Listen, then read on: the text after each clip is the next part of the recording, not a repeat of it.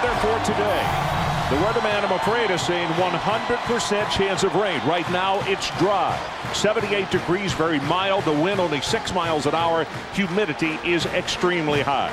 Oklahoma has won the toss, and unlike they did in last week's opener, they gobbled up the football on that one. Today, they have deferred. Are you a little surprised? Well, I'm not surprised because I know Bob Stoops wants this young quarterback, Kirby Freeman of Miami, to see the defense that he's going to roll out there. So a little different strategic-wise, but I think it has everything to do with momentum and try to shake that quarterback early.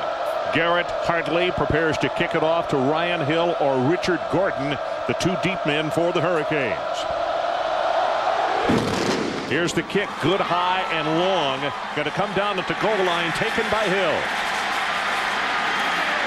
20, 25, and out over the 30-yard line. And let's go down to the sideline. Here's Jimmy Dykes. Jimmy. Thank you, Ron. Much attention and focus on Randy Shannon's difficult and heartbreaking background this week. I asked him prior to the ball game, how does that prepare you as a head coach? He said, Jimmy, I can look every player in the eye and tell them you cannot let your past control the present. The present right now for Miami football is trying to get back to the elite status. No one knows it better than Randy Shannon, having been a part of 3 national titles as a player and a coach. They must start winning big games to get back to that level. Randy Shannon beat Oklahoma as a player, and Ron, you know that he knows this is a big one. James is the lone setback. Play action, though. They're going to go long on top. Play number 1. It is intercepted by Oklahoma. Well, they're going to talk about it. The field judge said incomplete. The back judge, I believe, ruled it as an interception, and those are the two guys who are talking about it right now. Leggett, the intended receiver.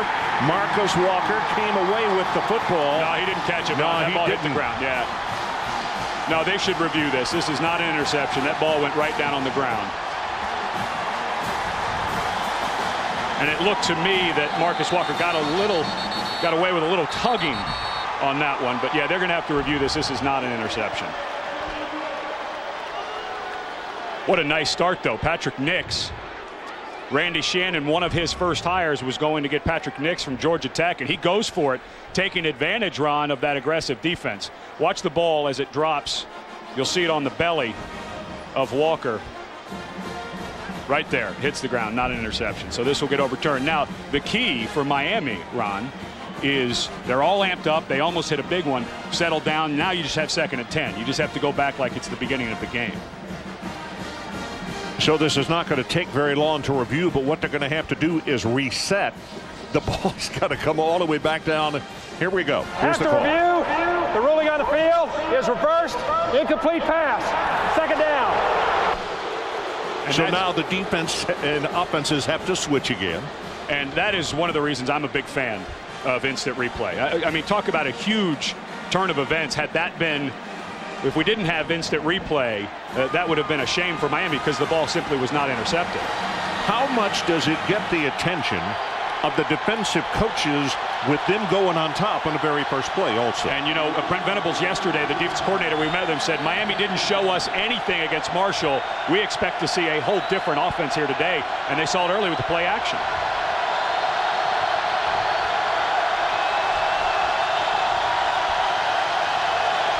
Kirby Freeman obviously with an audible.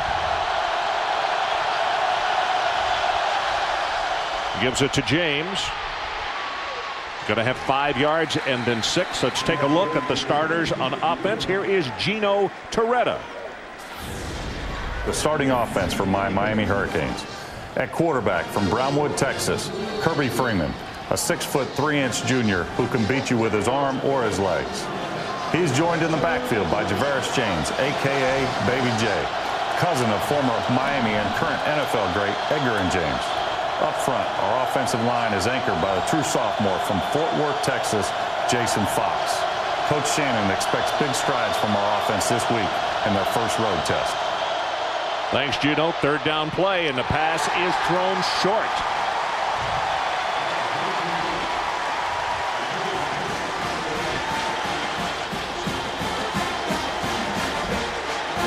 Well, Patrick Nix that time showing a lot more offense than he did against Oklahoma. And Brent Venables, the defensive coordinator, said, we expect to see that. That time, the receiver slipped coming back, and Kirby Freeman couldn't quite get it out there. They had it set up well, though, Ron. I think they could have picked up the first had their receiver not slipped. This is Matt Bosher, a freshman out of Jupiter, Florida. Reggie Smith, the deep man. Very high kick, not very long. And the ball is going to be touched dead at the 24. Now let's take a look at the Oklahoma offensive starters. Here's Toby Keith. Hey, Toby Keith here, Boomer Sooner, here to introduce Bob Stoops' head ball coaches. Starting offensive line at quarterback, redshirt freshman Sam Bradford had an absolute excellent game last week. Look for more out of him today. He's going to be throwing to all-everything junior receiver Malcolm Kelly, best hands in America. And we got this gigantic offensive lineman. He's a guard. We call him Big Duke Robinson, 6'5", 352. Come get some. Well, that's really, you know, Ron, last year. False start, 71 offense. 5-yard penalty. First down. Well, they already got one of those big fellas, Trent Williams, early on, getting the start today. But the offensive line for Bob Stoops last year was a huge question, so young.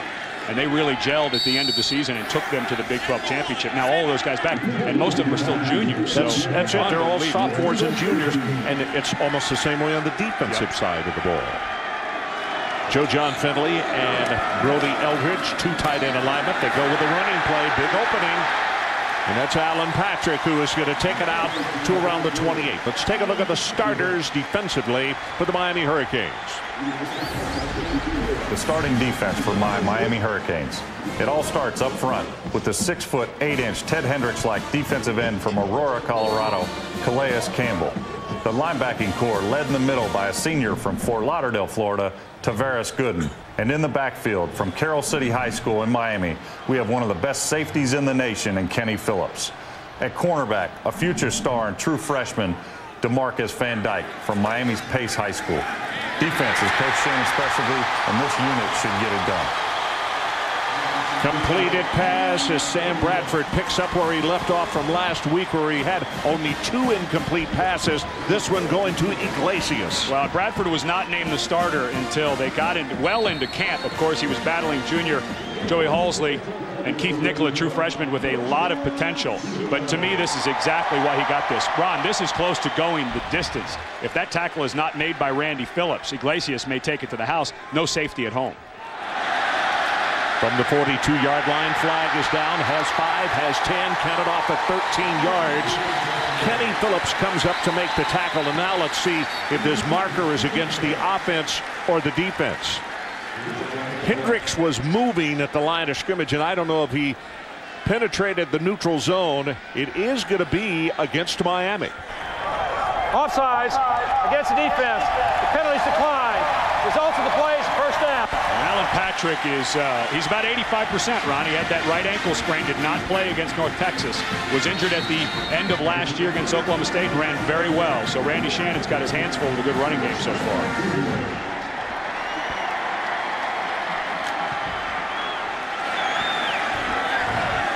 DeMarco Murray, number 7, checks in at tailback for the Sooners. Gain of 14 on that last play. Quick out pass to Jermaine Gresham, a talented young sophomore out of Ardmore, Oklahoma. And now here is today's X Factor, presented by Citi. Well, the reason that Randy Shannon got the head job, and I think he should have, was because of his great work as a defensive coordinator. They have been absolutely dominant against the run. The only school over the last season, beginning of this season, to go over 100 yards was UVA, and that was with a couple of busted quarterback runs. Last year, one of the best in the country against the run. So far early, we're seeing Alan Patrick finding pretty big holes. Now Chris Brown checks back into the ball game at tailback. So the Sooners using a fresh tailback on virtually every play. He'll be stopped after a gain of 1 as Randy Phillips steps up strong into the hole to make the tackle.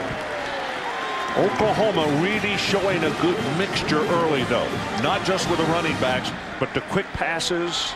And that's what we saw. You know, we looked at the film of North Texas. Remember that first drive? 4 plays, 4 wide receiver screens going down the field for a touchdown, because that's what North Texas was giving them.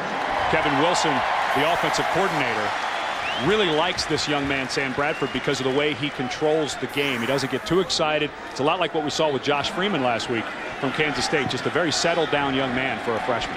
DeMarco Murray comes in the ball game at tailback, replacing Chris Brown. Quick pass. 30 down to the 28-yard line. Manuel Johnson, the junior out of Gilmer, Texas. He had a great preseason. Came into this location as a running back, and they have made a very good wide receiver out of him. And he can throw it, too. They'll do a reverse for Johnson, and he can throw it. Right now, Ron, Miami, I think, has to bring their defensive backs up. Oklahoma is showing that they're not going to have to go deep very much if you're going to give them a cushion. They're going to have to step up and get in the face of these wide receivers because of those screens. Second down, they need to take it to the 23. This is Murray. Hit at the 25, but he fights his way forward very close to the first down at the 23. Kenny Phillips again. Yep, and now we're getting the weather, Ron. That 100% came true. And it's coming down pretty hard. This, I think, favors Oklahoma. Do you? Why? Yeah, I think because of their running game and their ability for the quick passes. They don't have to make a lot of deep throws, and they have so many explosive wide receivers. I think the footing for the secondary of Miami will start to slip, and as long as they can keep the ball relatively dry, I think this helps Bradford. This is the 8th play of the drive. It all started back at the Oklahoma 23-yard line.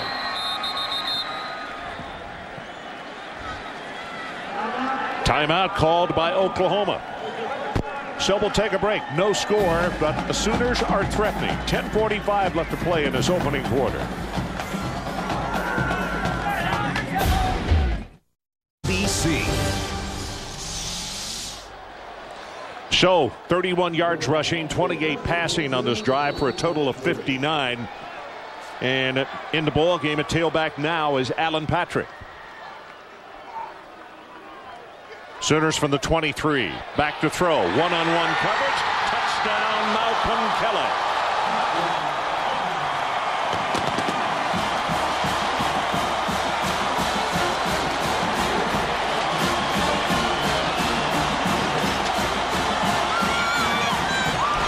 Well, you get one-on-one coverage up top. Randy Phillips. Let's see if Malcolm Kelly has this ball when he gets into the end zone. He dropped it very soon after getting in. Woo, boy, Ron. I don't know if we're going to get a good enough angle, but no, that's a touchdown. The minute you take a breath in that end zone, right there. Well, it was right on that line. I think they'll let it stand, but I wouldn't be surprised if they take another look. He did catch it, though, is the key. Mm-hmm. Well, Phillips was. That's a heck of a play on his part, but it looked as like though the lead foot. Yeah, he had already broken the plane. Yeah. But the referee has come over to the near side and is conversing with the folks upstairs. I'm with you, Ron. Of course, you go back to last year against Oregon. That debacle for Oklahoma on the onside kick. One of the issues was it was hard to tell if the ball had gone 10 yards because of the angle on that. Again, they blew the call. There's no questioning that. But the key is, does the ball cross the plane before he fumbles? Touchdown. And the review said he did. I agree with you, Ron. It did look like that ball broke it before he went in. But, boy, you get one-on-one coverage on the outside. I believe that was an audible, Ron. Bradford saw that he had one-on-one coverage against Randy Phillips, and Malcolm Kelly, if he's not the best receiver in the country, he's one of the top 2 or 3. And I don't know how much one-on-one you want to be playing in the red zone against him. If he's not the best, it doesn't take very long to call the roll, does it? So extra point attempt is coming up. Garrett Hartley.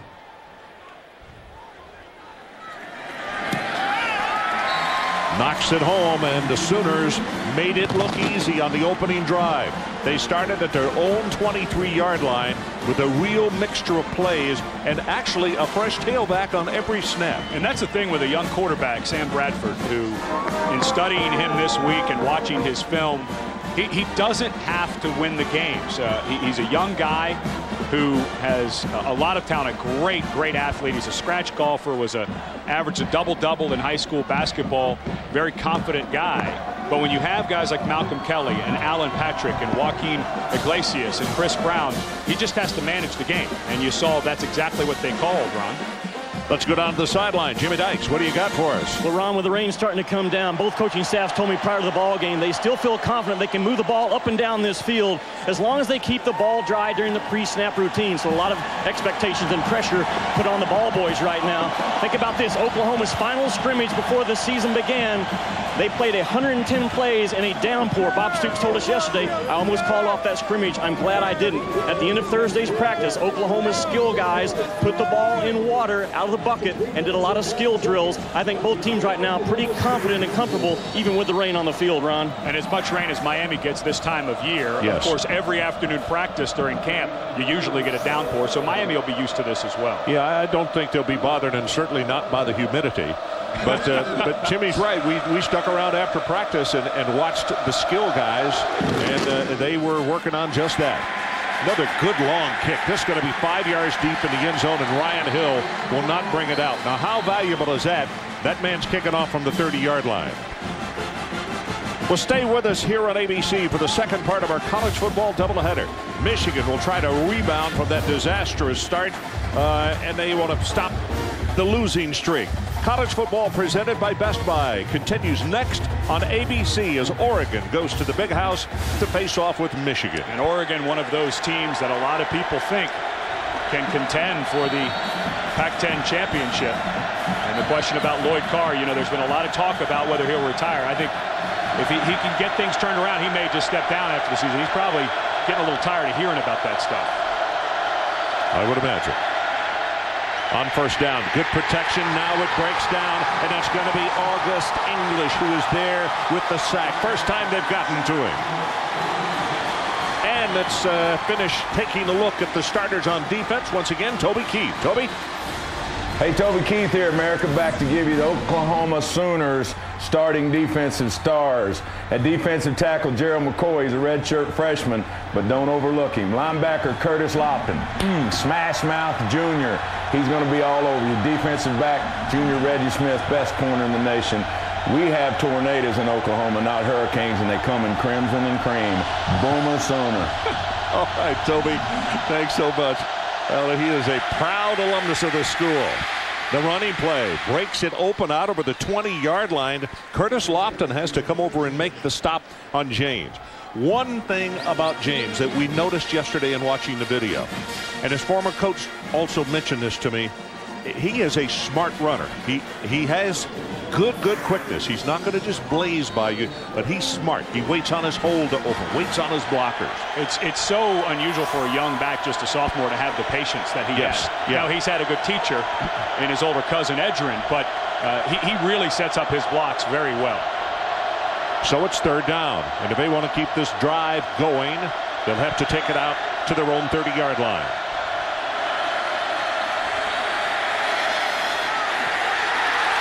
Knocked away, intended. Marcus Walker almost came away with it. Lance Leggett, the intended receiver. Let's check in again with Jimmy Dykes. Jimmy? Hey, Ron, I go back to what Oklahoma coaches told us about Javaris James. They said he's the one guy that they could not simulate in the scout team offense because of his bounce back ability, his change of direction. Oklahoma has guys they can on the scout team that can simulate the speed, but they cannot simulate how this guy runs with that football. That's a great point, Jimmy. God-given talent like that, and as Ed said, patience. Hard to get a scout team member to duplicate that.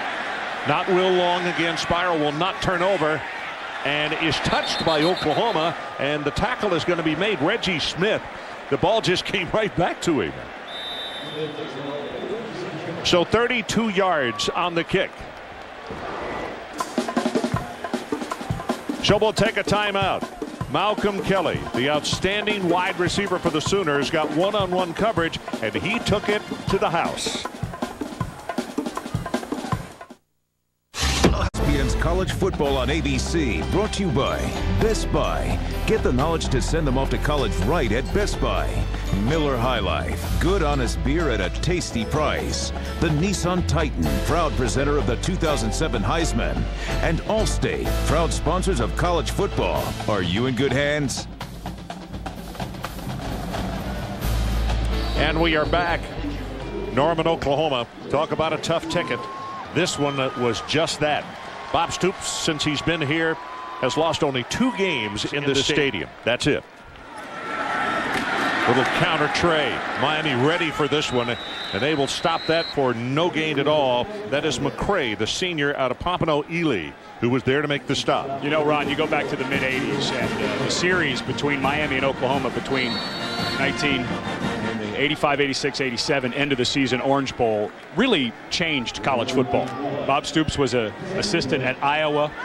Randy Shannon was a linebacker on those teams, and Miami beat them 3 years in a row and really changed the face of college football. Short running play to around the 49-yard line, and let's check in with New York and an update. Hey everyone, I'm Matt Weiner standing by in New York with your scores and highlights throughout the day. And we'll begin with a Taco Bell update from Columbus, Ohio. The last time Akron beat Ohio State was 1894. The Zips were coached by John Heisman, but Chris Wells taken down in the end zone by Brian Stokes there. Akron has a quick 2-0 lead.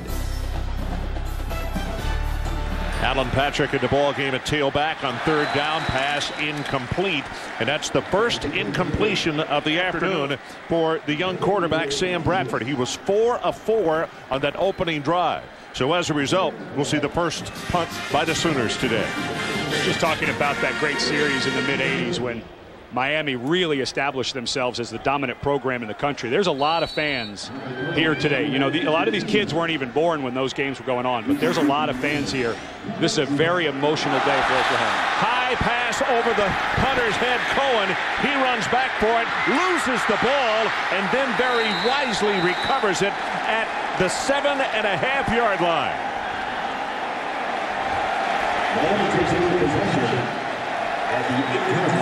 Well, Ron, this is where a wet ball can come in. Derek Shaw, well, that's not a wet ball. He just held onto it too long.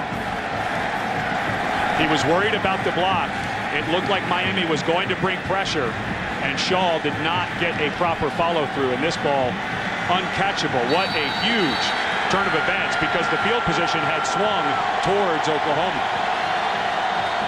Well, the momentum also had been in the hands of the Sooners until they miss on the third down pass, and now inside the 10-yard line, Miami gets the turnover.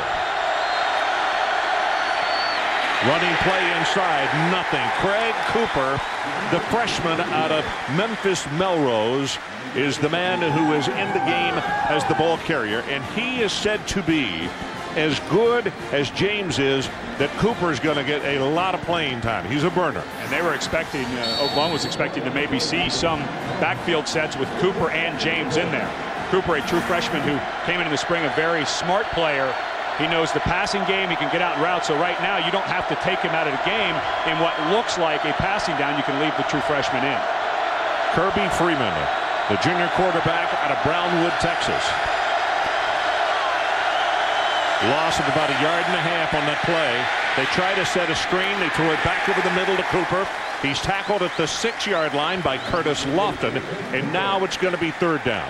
And if the Sooners are able to keep them out of the end zone and make them attempt a field goal, certainly a victory partially for them. Huge win. And this tackle made by Lofton, the one before by Ryan Reynolds. A lot of people around Oklahoma were worried about the linebackers. One guy who wasn't was Bob Stoops. He really likes this group. And now with Kirby Freeman, Ron, you have a runner. I think you got to get him out of the pocket here. Miami comes out with 3 wide receivers to the right side, and now they turn and look back toward the bench, and they want a timeout. So we'll take it with them. 6:13 left in this opening quarter. Sooners lead it 7-0.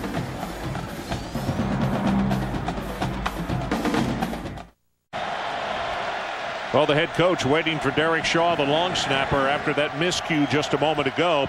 Right now it's third down and goal for Miami, and we'll see if the miscue is going to wind up meaning points on the board for the Miami Hurricanes. Kirby Freeman in a shotgun formation. Quarterback draw, blocker in front, and boy, he is hit with an open field tackle that will not let him go. It's Curtis Lofton again. Junior out of Kingfisher, Oklahoma.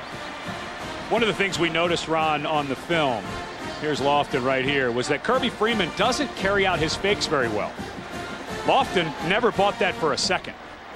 Loved it. A guy who plays at about 250, Ron, and the coach is very excited about him. And what a huge win for Oklahoma on defense. Again, a lot of people thought the linebackers were a question mark. We're seeing these guys can really play. Zamponia comes in to attempt the field goal. They're going to place it down at the 10. So a 20-yard attempt. And he's got it. So we'll take a timeout, and Miami is on the scoreboard following the long snap over the punter's head, and it's now 7-3 Oklahoma. And that's a drill you do all the time, the quick change drill. Of course, we sat with Coach Venables yesterday, the defensive coordinator, and to call him excitable is an understatement. He's a very intense guy. And you run that drill all the time where during a scrimmage or whatever, all of a sudden you just say, defense, you've got to run out there and get ready, because you may not have time, Ron, to sit and talk about what we're going to call. You just have to go out with the call and play. And Bob Stoops' guys went out there and played extremely well. Again, Freeman's got to carry those fakes out, though, Ron. Those linebackers have got to think it's a pass and start dropping out. Well, here's our ESPNU All-State Standings review. Well, of course, the shocker was Michigan, who is not only not in the top 10, they have dropped completely out of the top 25. And Oklahoma really sitting in a nice position with Miami today. And then, of course, in a few weeks, they get Texas. I think a couple of those teams above them. I don't know if Florida can go unscathed in the SEC, and West Virginia has a tough road with teams like Louisville and Rutgers. They can move right into position for the big one. Bailey's kickoff coming down to the 4. Iglesias. 30. 35, and then shoved out of bounds by the kicker, Darren Daly.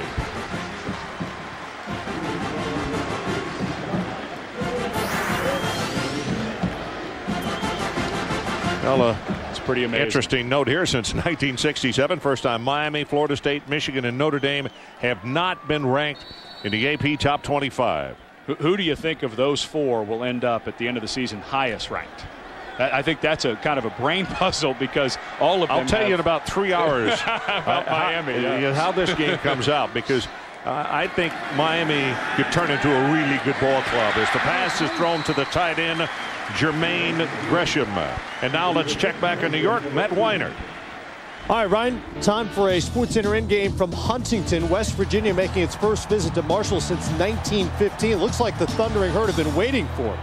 Bernard Morris, all sorts of time, finds Darius Passmore. Gorgeous catch for his first ever touchdown. Look at the numbers on Steve Slayton, Ron. Just 5 carries, 2 yards, 13-6 at the half. Okay, Matt. Big opening. It's Chris Brown who will take it out across midfield and down to the 48-yard line, and good for an Oklahoma first down. Marshall giving West Virginia everything they can handle. Remember, Miami blew out Marshall at home last week, 31-3. Game that Kirby Freeman was not very sharp, but James and Cooper, 215 total yards. And maybe Marshall was looking past Miami for West Virginia. Joaquin Iglesias, the man at the top of your screen, split wide out to the right. But they'll keep it on the ground. Broken tackle. Spinning ahead is Chris Brown. And Chris will have a gain of about 5 yards in the play after Hendricks is there to make the stop. You know, yesterday when we were visiting with Kevin Wilson, the offensive coordinator, he said, you know, everyone around here got a taste of DeMarco Murray in the spring game when he broke a bunch of long runs. And, of course, Alan Patrick was so steady last year when Adrian Peterson went out. But Kevin Wilson was saying that this is the guy they really like. DeMarco Murray checks back into the lineup. Miami shows blitz, and they come off the corner. And Murray fights his way close to the 42-yard line. It'll be a third down, and they still need to take it inside the 40 to around the 38. Antonio Dixon defensively. Well, and Murray, a guy who, out of Las Vegas, Nevada, redshirt freshman. He's got an amazing stride, picks up yards in chunks, but he will duck his head, Ron, and pick up some tough yards. Not much there, and you hate to say it, but I think a pretty key third down here for Miami. Now the sun comes back out very brightly here at Memorial Stadium.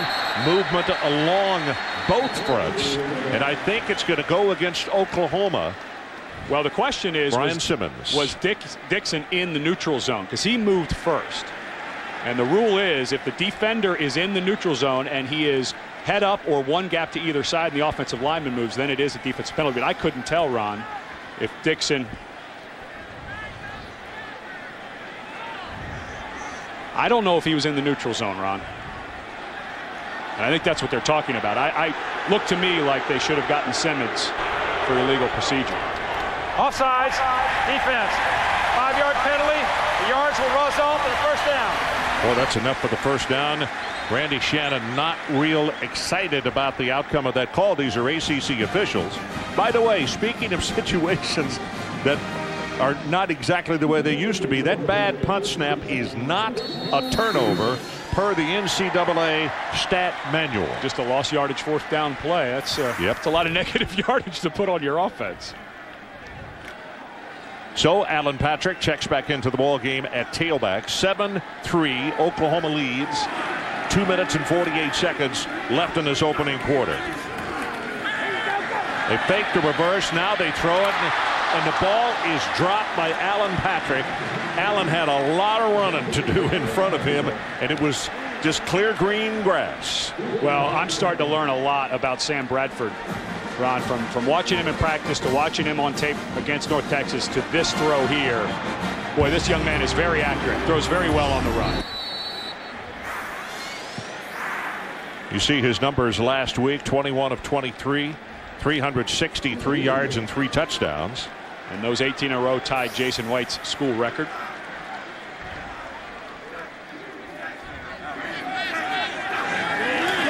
Blitz off the corner. Alan Patrick, big opening, has 5, has 10, counted off at about 11 yards on the run, and Levon Ponder finally put the stop on him.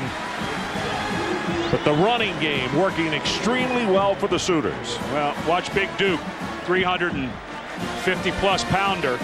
Got here from Atlanta, Georgia, and he was about 360, 370. Got in the weight room, and they've really chiseled him up. It's hard to believe a guy 350 pounds is as fit as he is. And Bob Stoops said, even our big guys, this is the best conditioned team I've ever had here. Chris Brown, boy, he has got one, and then he pays for it. Tavares Gooden, the senior out of Fort Lauderdale, comes over to make the tackle. One of the things we talked about Patrick Nix that Randy Shannon had to hire on offense. On defense, he elevated Tim Walton, who was the defensive back coach under Coach Shannon when he was the defensive coordinator, and really lets Coach Walton call the game. They talk a lot during the game, but has really given Coach Walton a lot of autonomy. 8th play of the drive. As you can see, Sam Bradford turn around and look at the bench. Then he has an audible. Quick pass, got it over the middle. There he is, Malcolm Kelly. Second touchdown of the afternoon. 24 yards.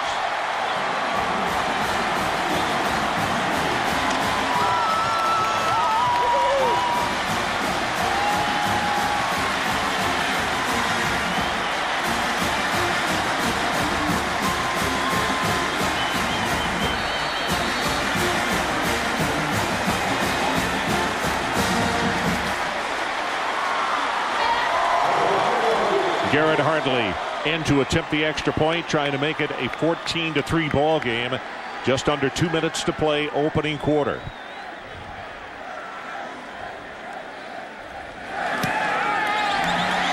Extra point is good. McEachern doing a nice job of handling what looked like a little bit of a low pass, and the extra point is good. So it's 14-3, Sooners on top, as the sun is shining brightly, and it's certainly shining brightly on number 4 Malcolm Kelly. Whatever you throw around him, he's going to catch the football. Here's exactly what they see. The safety is starting to sneak down, and you said it perfectly, Ron. Bradford saw that and knew he had one-on-one. He knew the safety was coming down to pick up the tight end. Gets over there late trying to give some help, but that's 2 for 2. One-on-one coverage. Bradford saw it, changed the play, sees number 4 one-on-one. He gets inside. This is, boy, you just can't. You can't manage a game any better than that. As a redshirt freshman, he has seen exactly what Miami is doing. They lined up too early in that man-to-man. They didn't show zone at all. he made the right call. And Jimmy Dykes, you can add more to that touchdown story. Well, we're talking about Malcolm Kelly and his soft hands, and Ed Cunningham, you gave me the tip in Thursday's practice that all great receivers, you cannot hear the ball touch their hands on the catch.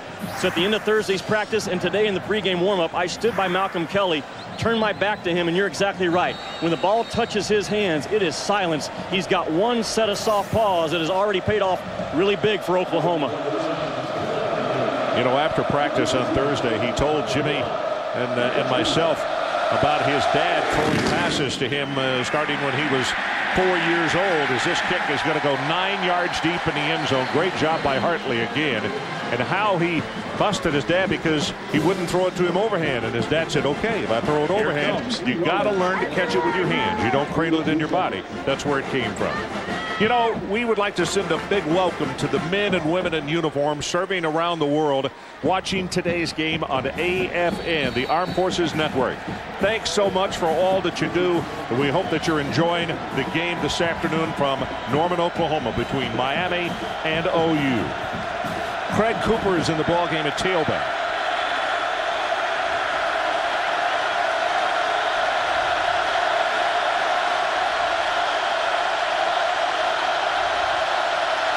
Freeman with the audible. They reset. Here comes Cooper. Penetration in the backfield. Breaks to tackle. And by golly, he's going to wind up with a gain of about 7 yards in the play. He looked for the world as though he was going to be stopped for maybe a yard, and that's it. Marcus Walker couldn't hold on to him, though. Well, all of the coaches at Miami, Patrick Nix was talking about Cooper being able to come in during the spring, which is, you know, if you want to play as a true freshman, I'm not a big fan of young men giving up a half of their senior year, but, you know, if you make that choice and you want to play as a true freshman, it goes a long way in figuring out what it's like to go to class, the offense, whatever. But Cooper's got the talent to back up what he learned through the spring and the fall as well. You know, in prep school, he averaged over 9 yards a carry. That's gaudy. Pitch back goes to Cooper. Cuts it back up inside, and he'll have enough for the first down at the 32. Well, Randy Shannon is through and through a Miami guy. He played on all of those games in the mid-'80s against Oklahoma, 85, 86, 87, became a graduate assistant at Miami, then coached the defensive line, left Miami for a bit to go a long way away up to the Dolphins to coach for Jimmy Johnson, who had coached him in college and drafted him to the Cowboys, and then all those great years as a defense coordinator. 3 of the 5 national championships at Miami. Randy Shannon has been a member of either the team or the staff for 3 of them.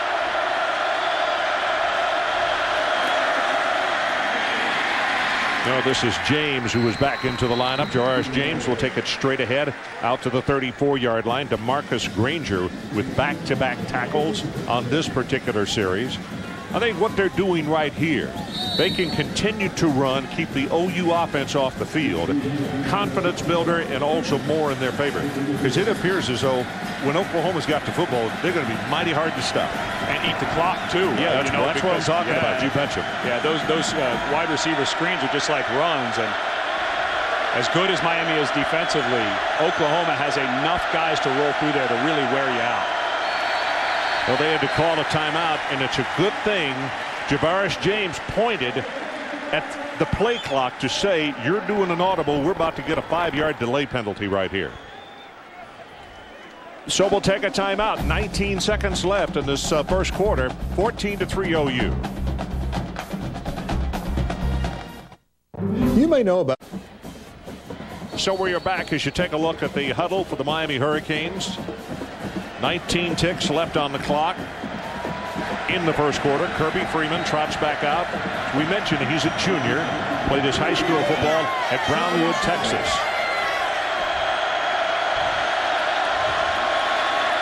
Going to be a quarterback keeper. And he will take it to the 40-yard line. It'll make a 3rd down and about a yard for the first. John Williams is the man who got a hand on him. The defensive front, as we see a substitution coming in immediately, this defensive front is going to rotate today 9 to 10 players in and out. But our presentation of college football will continue after this message and a word from our ABC stations. You're watching ESPN on ABC.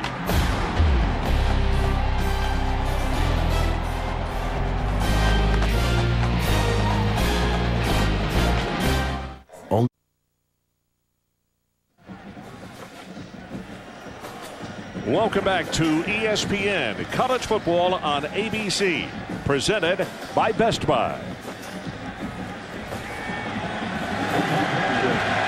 Ron Franklin, Ed Cunningham, and Jimmy Dykes coming to you from a totally sold-out, overflowing Memorial Stadium in Norman, Oklahoma. Third down at just less than a yard for the Miami Hurricanes.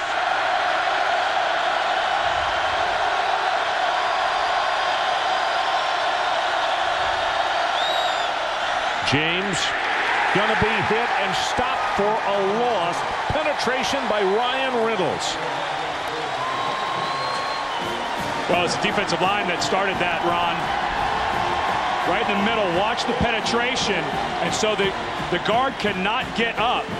And Ryan Reynolds, who the coaches talk has great instincts, saw exactly where James was coming. He's just looking at the backside. Where's the hole? And because of the penetration, he's able to get right into it for a lost yardage play. Third punt by Bosher. Again, not real long. Fair catch is called for and made at the 24. 37 yards on the boot. You know, at the beginning of the game, Jimmy Dykes was talking about Randy Shannon, how he's in a national spotlight this week with an article in Sports Illustrated talking about his background.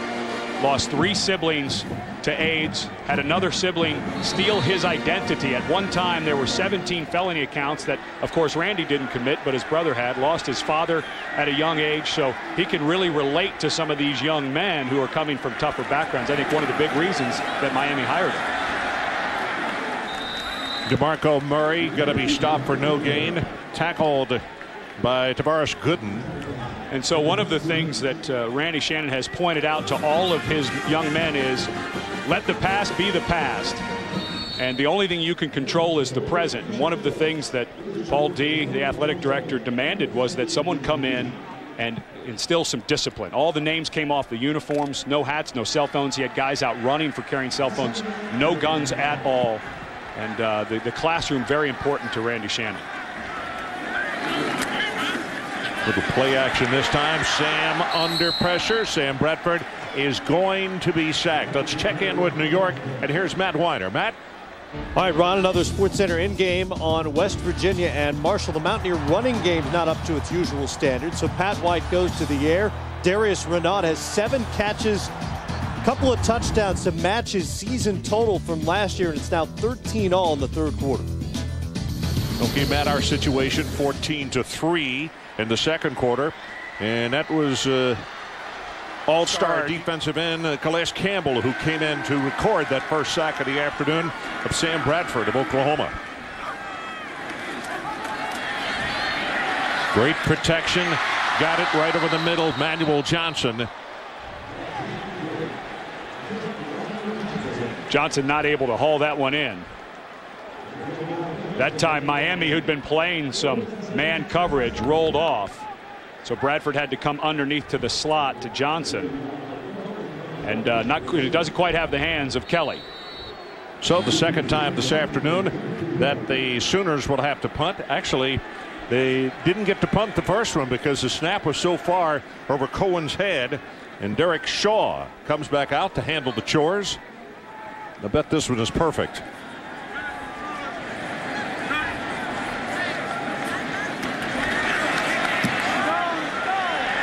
Line drive punt.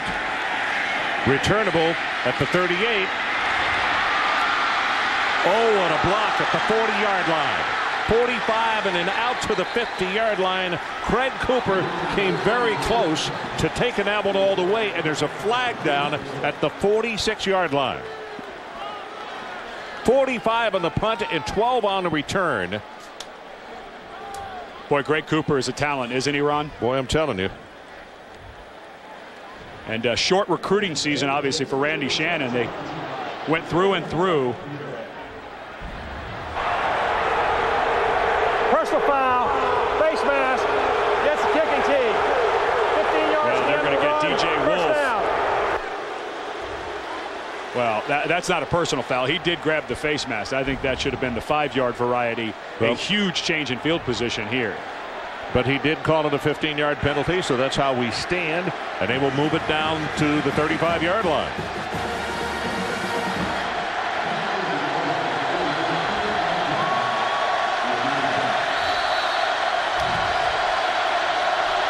Javaris James in at tailback, gets the handoff, nothing. Ball is loose and is picked up by the Sooners. Reggie Smith, 20, 15, 10, 5, touchdown, Oklahoma, 60 yards.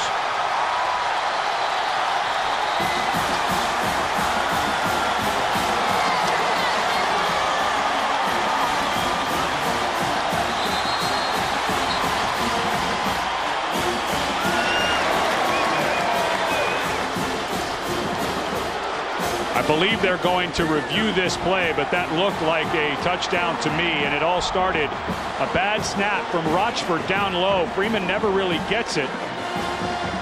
Actually, you know what? He did have it. That was just a helmet on the football.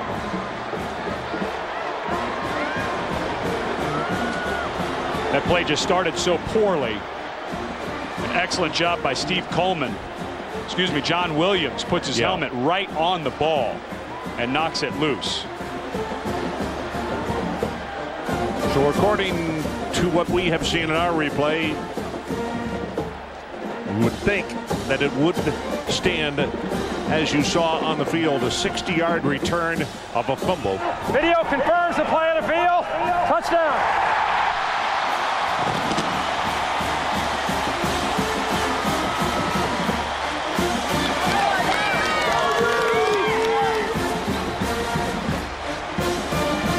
And regardless of how sound the Oklahoma offense has been in this first half, there is nothing that pleases Bob Stoops anymore than to do it with defense. That's his side of the ball, always has been, always will be. When they start doing their scrimmages, guess which side he's standing on.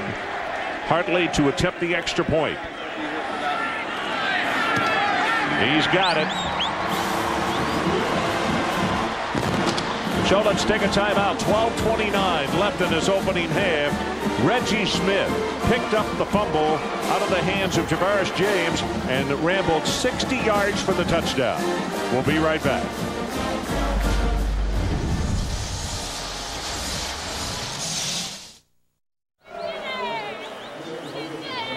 So we are back 21-3, and that return of the fumble is the third longest in Oklahoma history. They're saying officially 61 yards.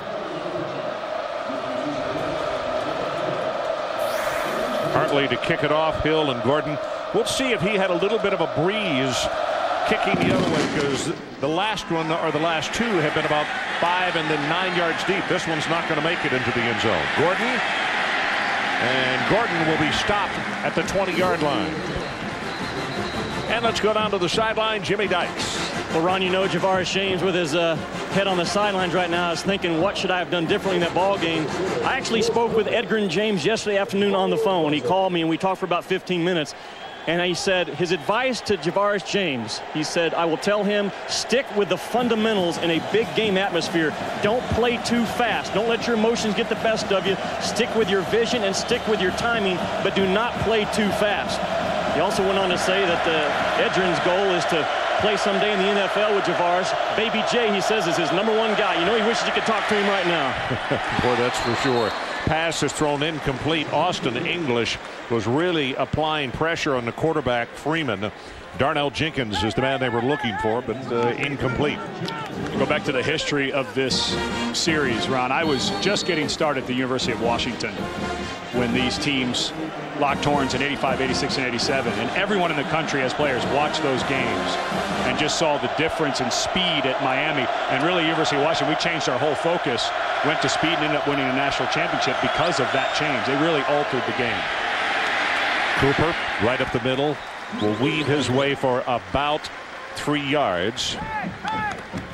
If you focus in on the national championships, there's a lot of fans here that think Oklahoma would have 9, maybe 10 if it weren't for Miami. In that 3-year stretch between 85 and 87, Oklahoma went 33-3. And those 3 losses were all against Miami. So there's still a lot of hurt feelings in this building about those mid-80s games. Third down, they need the 30-yard line. Pumped it once, now going to go long. Single coverage, and the ball is overthrown and incomplete.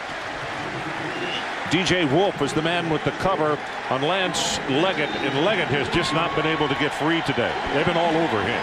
Well, the only way that they're going to be able to get free, Ron, is to be able to get the running game going. I don't think that Kirby Freeman is going to be able to beat Oklahoma with his arm alone. They're going to need some type of run game first, second down, so that Oklahoma doesn't know exactly what they're doing on third. Bosher into punt. Fourth time that he would have kicked today. Back deep, number 3, Reggie Smith. Very high, and again it is short. And the ball is caught at the 40-yard line of Oklahoma. Well, let's take a look at the 1988 Orange Bowl, Miami against Oklahoma. In fact, we pick up action in the third quarter. Steve Walsh throwing to Michael Irvin for 23 yards and a touchdown pass. This put Miami up 20-7. Then late in the fourth quarter, Oklahoma runs a fumble-rooski. And that's offensive lineman Mark Hudson.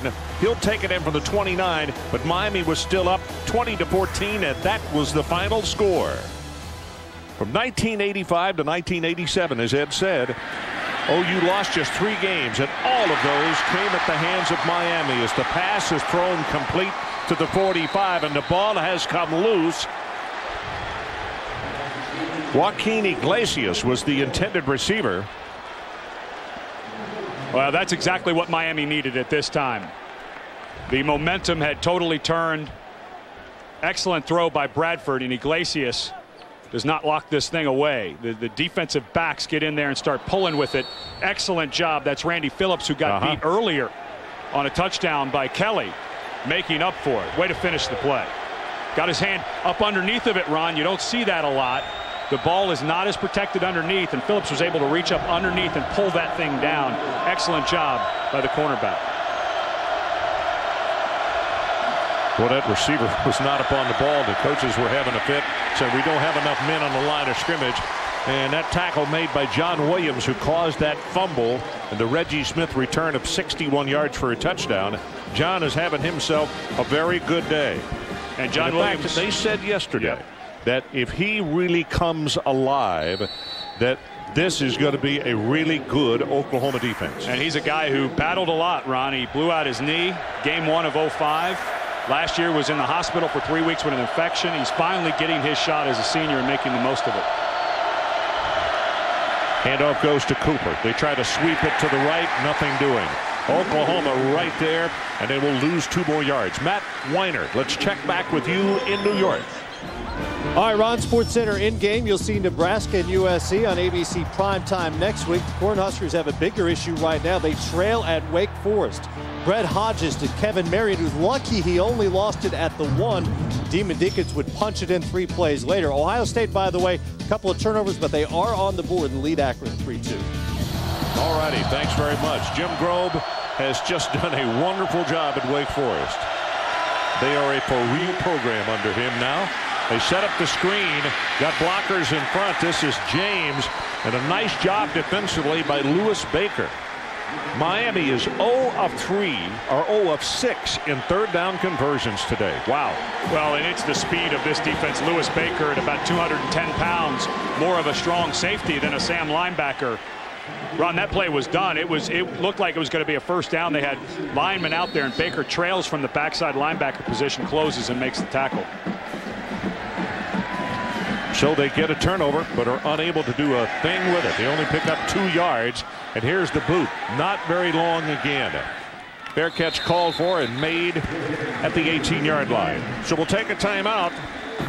21-3, Oklahoma. You're watching ESPN on ABC.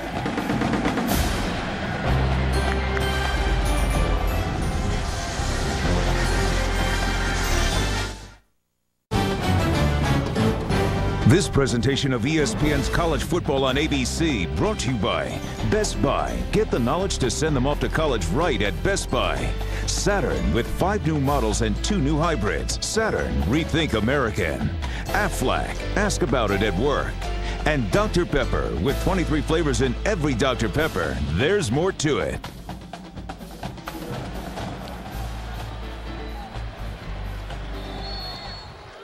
Well, if you just joined us, hard to believe the sunshine now. We understand it's getting really muggy down on the field, but we had a really hard rain in the first quarter. Rain all day yesterday as the pass is thrown incomplete just shy of the 30-yard line.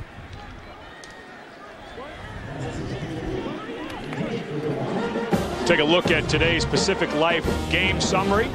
Sam Bradford twice down in the red zone. Calls an audible. He sees one-on-one coverage on Malcolm Kelly. Hits him in stride both times. Missed tackle for the touchdown. And then the big defensive play. The fumble calls by Williams, and Smith takes it the distance, the third longest fumble return in Oklahoma history to make it 21-3. Well, I'll tell you what, Campbell had a sack just a while ago in this quarter. He really tattooed the ball carrier right there. You can see the leverage this guy has in the power that he packs when he comes in and hits you, which is not an arm tackle, which is unusual for a 6'8" guy. He plays with good pad level, and he's got long arms, but they are strong. It's unusual. Sometimes you can get into those guys' bodies and shut them down a bit. Murray now in the game at tailback. They're trying to get him into the pass pattern. In fact, they get it to him right over the middle, and it'll be good for about 5 yards. Gooden comes over to make the tackle. Gooden, I think, unofficially has 5 stops, but there was a good read on his part because he knew that running back was his. Not a pleasant experience to have to try to keep up with somebody like number 7. And Miami needs something to get going. They couldn't take advantage of that fumble. And with the shaky snap situation, I wouldn't be surprised if they overload and try to block this thing, Ron. No, we'll see if they do. Cohen standing back at the 8-yard line.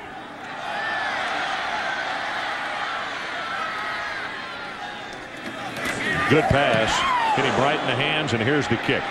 Spiral's going to turn over. From the 36-yard line is Cooper. Cooper still dancing, still dancing. And then his dance card said, "No, let's move on to the next one here." They stop him officially around the 48-yard line. Near the conclusion of today's game, we'll select a Chevrolet player of the game from each team. Chevrolet will make a $1,000 contribution to each university's general scholarship fund. I think Patrick Nix, the offensive coordinator, needs to get back into a rhythm for Kirby Freeman. I just don't think he's going to beat Oklahoma with his arm. Start getting some quarterback read. Kyle Wright has come into the ball game at quarterback. Little play action. Wright all the way to the sideline and then just throws it away. Austin English again with a good pass rush, number 33. He's been very effective today as well. Well, and I'm not surprised to see Kyle Wright in the game. A 2-year starter. Kirby Freeman beat him out during fall camp, but Kirby's just had some issues with handling the ball. He just doesn't look comfortable, and you hope that the senior 2-year starter can come in and settle things down a little bit. They should be able to get a running game going. They just don't need mistakes out of the quarterback position. I feel Kyle Wright maybe gives him a better chance in that department right now. High pass from the shotgun, and straight ahead, James, maybe a gain of 1. Lindy Holmes came up from his cornerback spot to make the tackle. We were talking just a moment ago about Austin English and the job that he has done defensively. Over on the other side, number 98, John Williams, has quite a day going. 3 tackles, 2 tackles for a loss, and also caused the fumble that resulted in a 61-yard touchdown return by Reggie Smith. So both of those defensive ends for OU playing extremely well today. They rolled a pocket, pass thrown complete at the 41, and that is good for the first down. It's Jones on the receiving end. Khalil, a junior out of Miami. Darnell Jenkins, I beg your pardon. And a nice call by Patrick Nix. Get right out of the pocket, and they're going to go to a at the line of scrimmage call. They've been doing this a little bit, Ron, where they get up there and they get a play call from the sideline. Clemson used to do this. They do this at West Virginia, trying to keep Oklahoma from being able to roll in fresh personnel.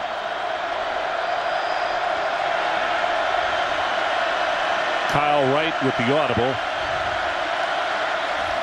On first down, the stretch play, and he really had to stretch as a flag comes down.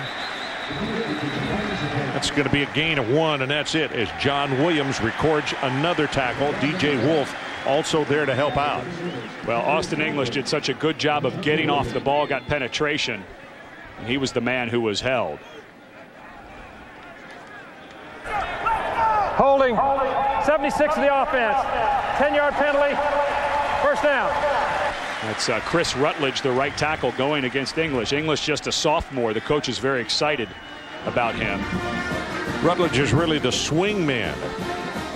And you can see the left hand of Rutledge. That's a good call.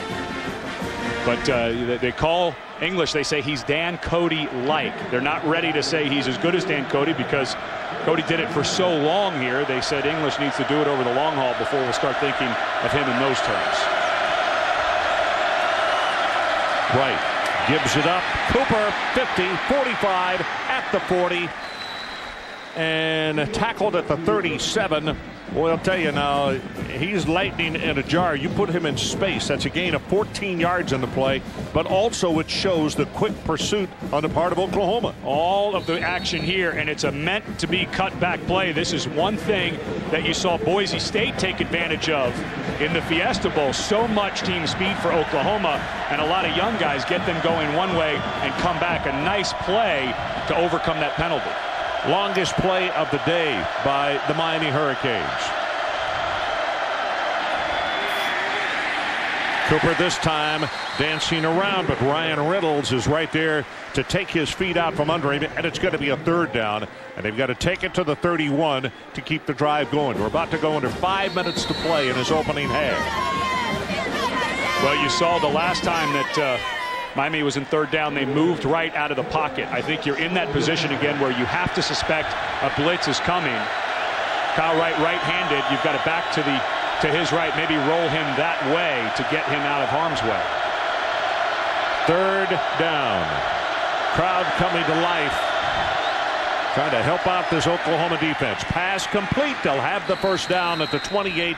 Darnell Jenkins, the senior, out of Miami Central on the receiving end. You know, we were talking to Patrick Nix, who also serves as the quarterback's coach along with his offensive coordinating duties, about Kyle Wright. And he said, you know, obviously not happy at losing the starting job, but he's been on both sides of it. Realizes how quickly things can change. Now, Freeman didn't get hurt. They just look for a change of pace, and this young man has been preparing himself as the starter all week. Kyle Wright trying to get him in the end zone in his first offensive series. Little miscommunication there. And he comes over to talk to the wide receiver Shields, and they were not on the same page as far as the receiver was running a go. He thought he was going to run a hitch. Yep. Mm-hmm. Yeah, Lance Leggett, the inside receiver, even turned to Shields and said, hey, man, you're in the wrong route. So it's second down and 10. 4:24 to play until halftime. 8th play of the drive. And this is Miami's longest drive of the day. Blitz is on. Wright gets by a couple of people and then is going to be downed. He'll get +1 on the play. Jimmy Dykes, let's check with you again on the sideline. Ron, you guys are talking about the team speed in Miami. I actually spoke with Miami head track coach Mike Ward earlier this week, and he said in his opinion Miami is quickly getting back to the just outrun you type athletes they had in the past with Santana Moss, Andre Johnson, Willis McGahee. He's really counting on a couple of true freshmen on the track team this year. Greg Cooper, DeMarcus Van Dyke. Altogether, 31 conference championships have been won by Miami football players for the Miami track team over the years. Wow, that's a heck of a number. Right, got a man open, and he hits him at the 15-yard line, Ryan Hill, and they will move the chains again. Lindy Holmes made the tackle, but it's a gain of 12. Well, and the offensive line is the whole key here. Watch how long they're able to hold this rush. This is a 5-man rush. Excellent. All you see is white jerseys. And Hill was running a dig route underneath, something that Oklahoma didn't see last week, but that all started with great protection for Wright.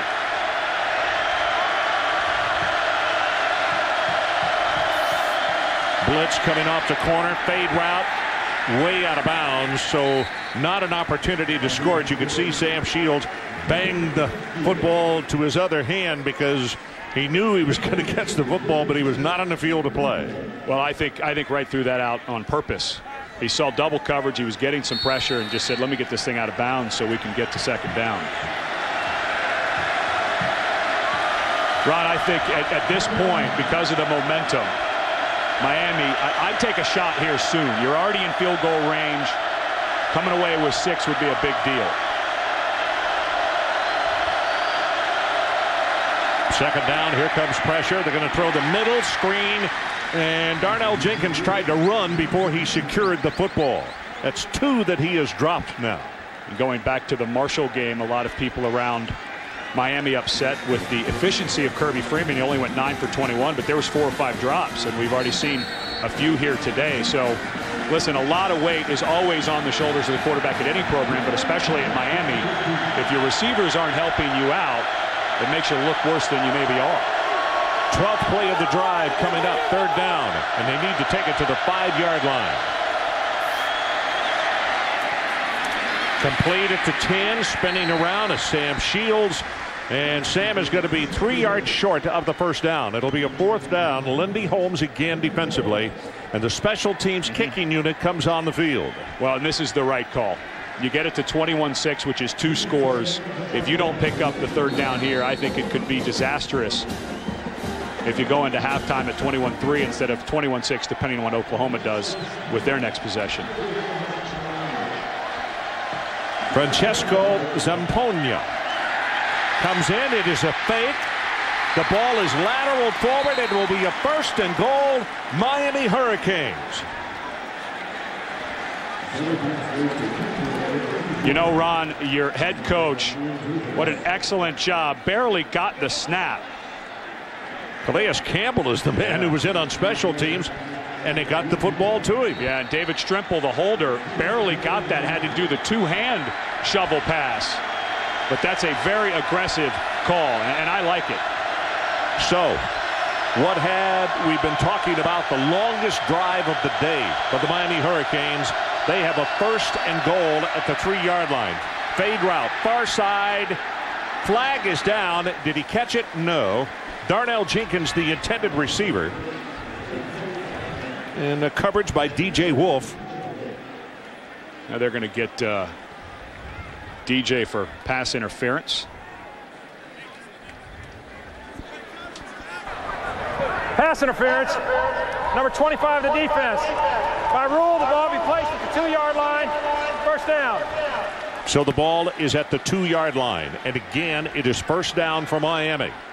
Well, and this all set up by a very aggressive call. Yep, he's bumping him the whole way. In college football, you don't have to turn around to see the ball, but you cannot make contact while it's in the air.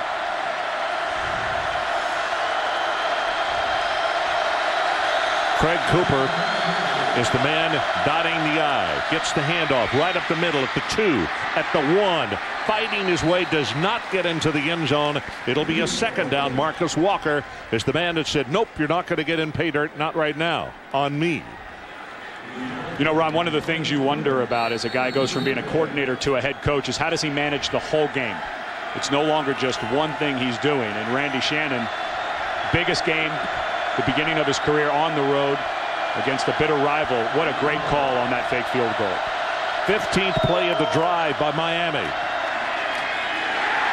Airborne, and he won't get there. Craig Cooper tried to take it over the top, and it's Ryan Reynolds who puts the lumber on him, and now it's going to be 3rd down and goal. It gained a little bit, and part of the problem is when you hand the ball this deep against this type of speed is they can close it. I think you just need to go, if you're going to run it, which I think Miami will on this. They do not want a turnover. A quarterback sneak is all you need.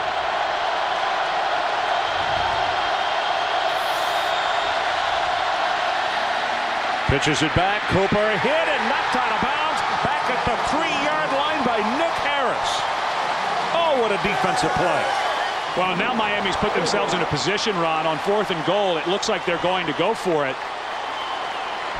And they have proven. Harris, a 232-pound safety, runs like linebacker body, runs long strider, knocks him out. Now you're in a position where you have to either throw it or set up some kind of throw and a draw. And that favors Oklahoma and their speed. 17th play of the drive. 4th down. The ball is placed 2.5 yards away. Fade route near side, and it is incomplete. Flag goes down. They'll get a new set of downs. I've never liked the fade on 4th down, Ron. You only get one shot. And very lucky that time as Marcus Walker is going to be the person who was flagged for it. Sam Shields was the gentleman they were looking for. Pass interference. 24 of the defense. Ball placed at the 2-yard line. First down. And Marcus Walker, a senior, over there battling. Well, Ron, you know, there was some contact early, but there late, it looked to me. Well, it doesn't matter. Yeah. They called it, and that's the way it's going to go in the books. This is the 18th play of the drive coming up. They have eaten up 6.5 minutes off the clock. And Kyle Wright wants to call a timeout. He wants to make sure that everybody knows what page, and they're all reading the same word. So we'll take a timeout. 1:15 left in this opening half. It is Oklahoma 21 and Miami sitting on the doorstep 3.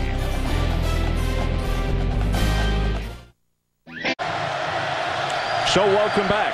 College football, ESPN on ABC.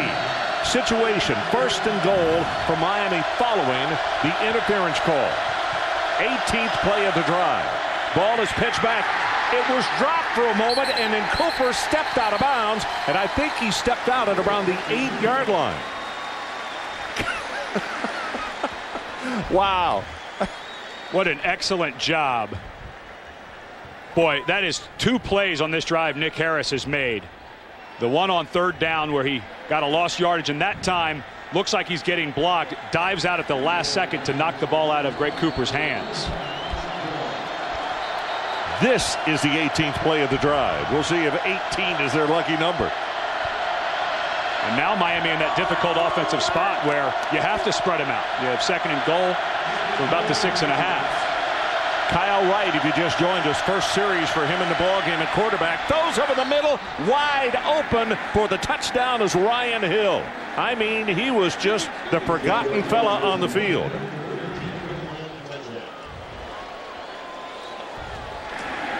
When we talked to Bob Stoops yesterday about the 79-10 blowout of North Texas, he said, you know, the one thing I was happy about, we didn't have a lot of blown coverages, missed assignments. Well, they just had one against Miami. High pass. The kick is up and it's good. Zampogna knocks it home. So we'll take one more look at the touchdown as we go to break.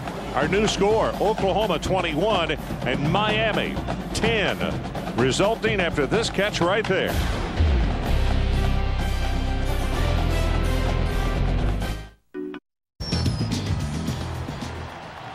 So 1:06 showing on the stadium clock here at Memorial Stadium in Norman, Oklahoma, and a brand new ball game. Really a shift in momentum. 21-10, an 18-play drive by Miami. And how big does that fumble return fit into this ball game right now for a touchdown? Randy Shannon would be sitting. Who knows what Miami may have done with that drive? They weren't doing much offensively. They make the change to go back to Kyle Wright. March right down the field. 2 4th downs. One on penalty, one on a fake field goal. Keep a minute to cut it to 11. Iglesias and Smith, the 2 deep men. And this is Darren Daly who will kick it off for the Hurricanes. From the goal line, Iglesias. Running room to the left.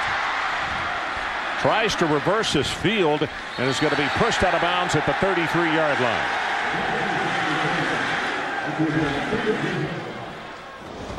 The 25 greatest players in college football history, presented by IBM. Coming in 1 week. IBM, getting it done.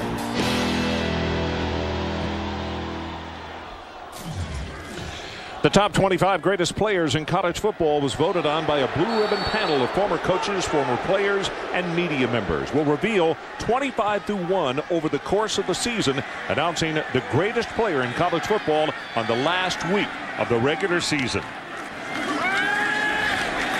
Patrick Allen lost the football, and the official now says incomplete. He did not have possession. The hit was made by Gooden. Well, and you can see the difference in the momentum when your defense is able to go over on the sideline. It got so much hotter down there when the sun came out. And they get to sit over there for a long, long spell, able to get their legs back, their breath back, a little more speed just because they were able to sit over it. Ron, it was starting to look really bad through a quarter and a half for Miami. Quentin Chaney is coming to the lineup. You're right, and that drive right there not only put him on the board, but some new life on that bench across the way. And now here the defense is going to stop Oklahoma on second down. It'll be third down. We still got 38 seconds showing on the clock. Well, if I think Bob Stoops is looking at it saying, I just want to get to halftime. And I don't blame him. I think that's the absolute right call, and they'll be able to get out actually before they run this play. They may run it, take a knee, but boy, I do not blame Bob Stoops as Lofton goes ahead and heads into the locker room. Just get out. Things change very drastically. Don't want to turn over. Well, here comes the applause. Clock is down to 5, and there will not be another play in this first half. Oklahoma with an impressive performance for at least a quarter and a half, and then look out. Here came the Miami Hurricanes, and they have seized some momentum after that long, long drive. Let's go down to the sideline, and Jimmy Dykes is with head coach Stoops. Coach, I want to take you back to the last scoring drive by Miami, 18 plays. They changed quarterbacks. What problems did that pose for your defense? Well, he did a nice job executing. He found some plays on third down. Third down, we needed to be a little tighter in some coverage. He did a nice job finding a few guys that weren't, open a lot, but enough for the first downs. In your mind right now, what's the biggest challenge of this ball game for you? Just continue we got to come out offensively and be able to run and pass, keep our balance, and defensively keep stuffing the run and take away big plays. Coach, thanks for your time. Ron? Hey, Jimmy, thanks so much. Our score 21-10 at halftime. So right now, let's join John Saunders, Craig James, and Doug Flutie in our New York studio. Gentlemen. Ron, thanks. Welcome back to ESPN College Football on ABC, presented by Best Buy. 21-10, our halftime score. The Oklahoma Sooners on top. But as we come back in the third quarter, the only thing I can say, OU's offense had to sit on that sideline for a very long time to close out the second quarter, but they get the ball back now. Yeah, Bob Stoops last week didn't defer, took the ball. This week he does defer, so they get the ball. But you're right, they sat there on the sideline. Can they get it going? It looked like we may be headed for a blowout early. Sam Bradford, the young quarterback, checked off twice in the red zone, found one-on-one coverage. This the second time to Malcolm Kelly on the slant for the touchdown. And then the fumble by James, caused by Williams, who's played a tremendous game. Reggie Smith takes it 61 yards, and everybody thought, oh, this is over. Kyle Wright comes in, though, Ron.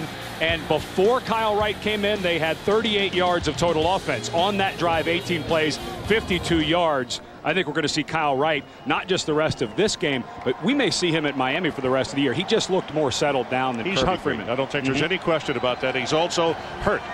He's a wounded quarterback simply because he lost his job. Absolutely, and he's prepared himself well, and you saw that. He just looked more calm than Kirby Freeman. Now the question, as you said, offense for Oklahoma has been sitting down. They just ran out the clock there at the end. Can they get it going? This kick is going to come down short. It's a 12-yard line. This is Reggie Smith. And Reggie is going to be tripped up, and he'll take it forward to the 30-yard line on a flag from way downfield.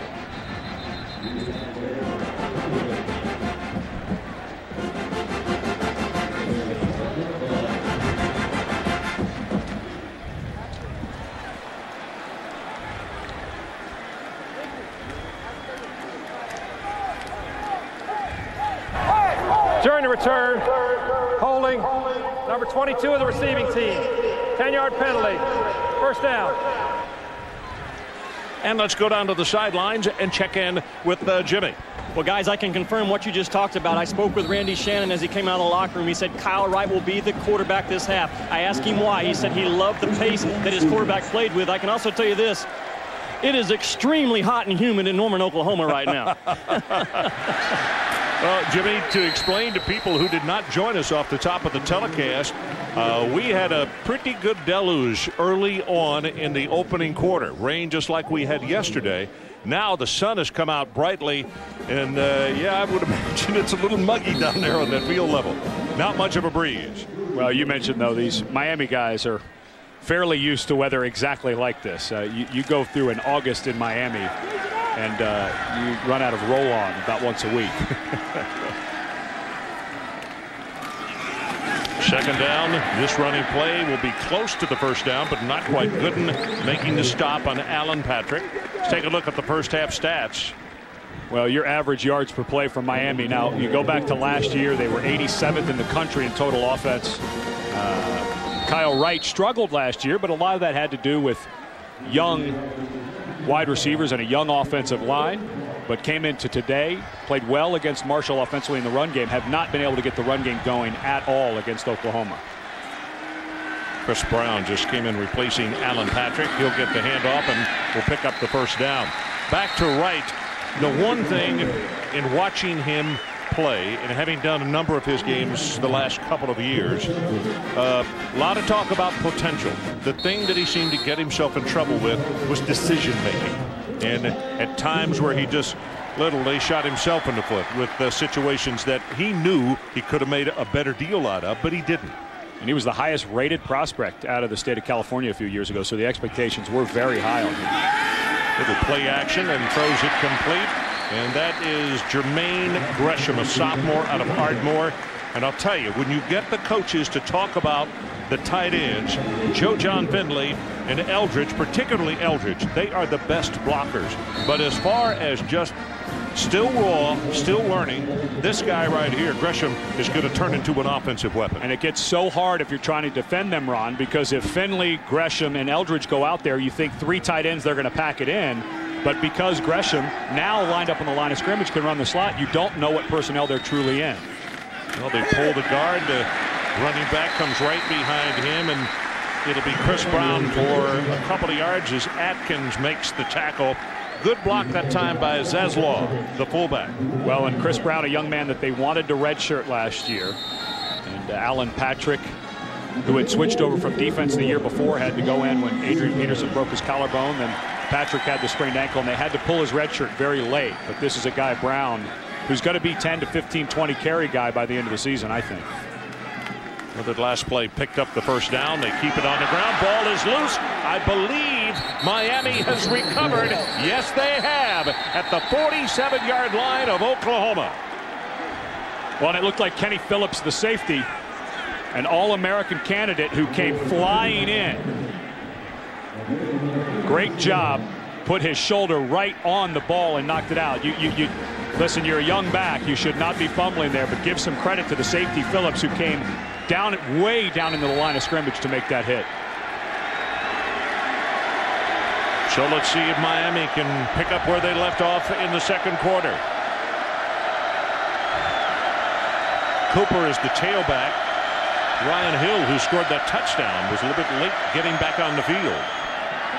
Kyle Wright got a man open over the middle, throws it complete at the 31 to Darnell Jenkins. Unbelievable change of momentum. The first half was all Oklahoma on defense. 3 and outs, punts. Like we said at the halftime, 38 yards of total offense until Kyle Wright came in. Now you get a quick change, and Oklahoma back on their heels quite a bit. And if Miami can keep this going, you've got a whole new ball game, Ron. It looked like a blowout early. Cooper tries to get it outside on the right, nothing doing. Here's where Oklahoma really will get you in trouble, because they run so well defensively, and that includes the 4 down linemen as well. And that's where you have to come back to those misdirections, maybe a reverse, get something in here. We saw the run, one of the best runs earlier was Cooper going to his right and coming back with a pulling guard. You've got to use their speed against that. Second down, let's call it 11. They got to take it down to the 21-yard line to get the first down. 11-point lead, Sooners. Right, here comes pressure. And he's just going to throw this one away. Again, Austin English. English and Williams, you're not going to see a hurry doesn't get much as far as the stat sheet is concerned. But I can tell you, the opposing offensive coaches are going crazy trying to block them. Well, and right now, English just absolutely drives the tackle, run block right into Wright's lap. But that was 3 vertical routes, Ron. You got to break those routes off. You're not going to be able to protect Kyle Wright long enough to run vertical routes all day. Here comes third down. Again, they must reach the 21-yard line. Kyle Wright sets deep in the pocket. Only a 3-man rush. Throws it complete, and that's Ryan Hill. But he's well short of the first down. Well, you talk about decision making. That Kyle Wright should have hung in the pocket. Oklahoma came with a weak side blitz. The running back was over there, Greg Cooper, to pick it up, and he could have waited. He came off of his deep progression, Ron, earlier than he needed to.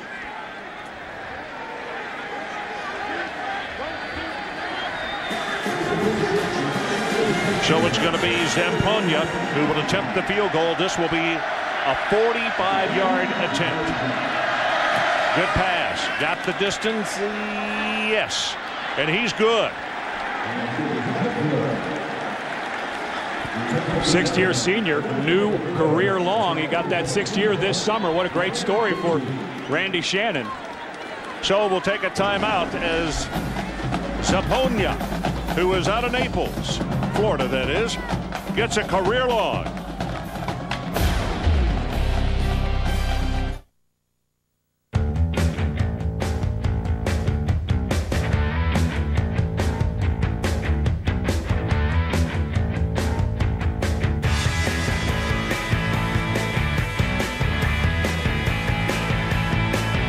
No matter what road you choose, in the end, all roads lead to Dodge Ram.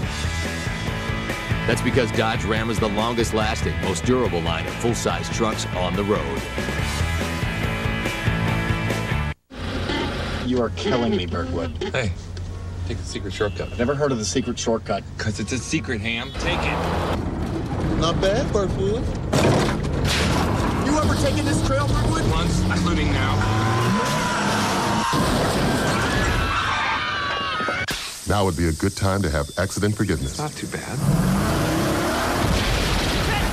Or new car replacement. Your choice auto insurance, only from Allstate. Are you in good hands? HD? HD. Thoughts? Lots of thoughts. LCD, plasma. Kiva surround sound, head spinning. Deep breath. Likes? Cowboy explosions. Touchdown robots. Cooking, tearjerkers, crime dramas. Sing-along musicals. This system. Hi. Mechanically inclined? Emergency room inclined. We install. High five.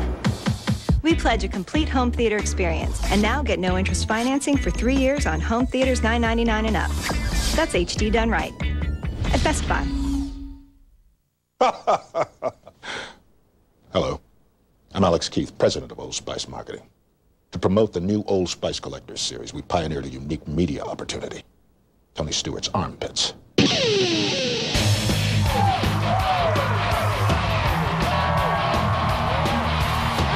I think it's really good. This is the same car that you wanted.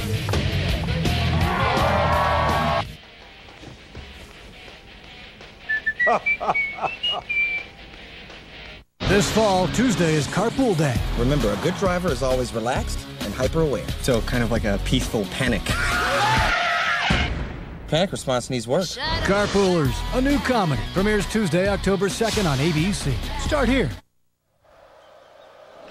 This telecast is available on ABC HD, presented by DLP HD TV. Well, Randy Shannon really pumped on the far sideline that his ball club got a turnover, and they collect 3 points on the drive, so it's 21-13, and the momentum continues to shift toward Miami. We'll see if the Sooners have got an answer right here. Daly with the kick, and it's going to come down at the 10-yard line. Iglesias. Iglesias across midfield and down at the 47-yard line. That is a 44-yard return. Jimmy Dykes, let's check with you down on the sideline. Well, Ron, has been quite a year for Miami's place kicker Francisco Zamponia. Yes, he gets his 6th year of eligibility, and he starts a new sunscreen product called Sun Perfect UV4. Full protection from UVA, UVB, and UVC rays. The only one like it on the market. Developed by a biochemist currently right now in 4- and 5-star resorts in Miami. And this is a guy that has quite a future. He told me the best thing he's done marketing-wise is become the full-time kicker. No one wants to buy sunscreen from a backup kicker. Okay, Jimmy, thanks. And a big running play by DeMarco Murray. Kenny Phillips came up to make the tackle, but it will move the sticks on a first down, picked up on a run.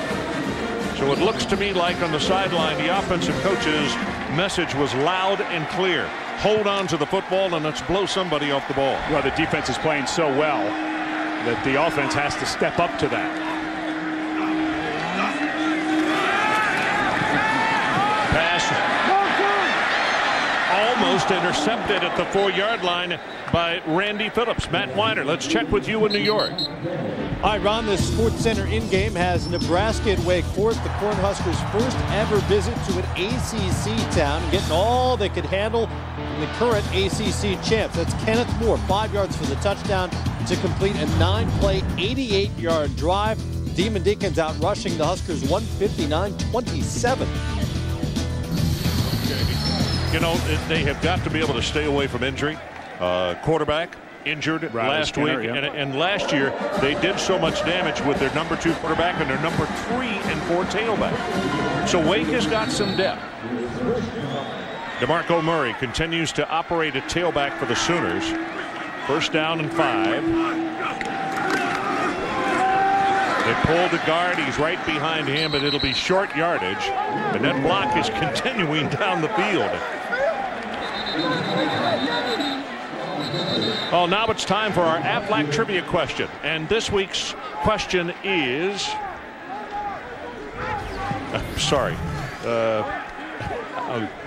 Howard Schnellenberger is the only person to be head coach at both Miami and Oklahoma. Who replaced him at each school? I know the answer.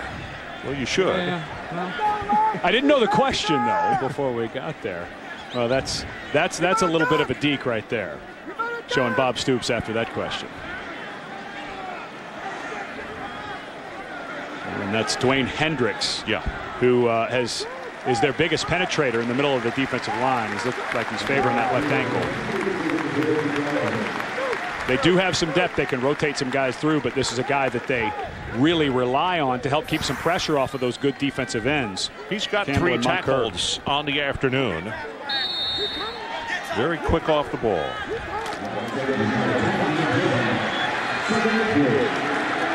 So Oklahoma with a second down. Let's call it 3.5 to pick up the first.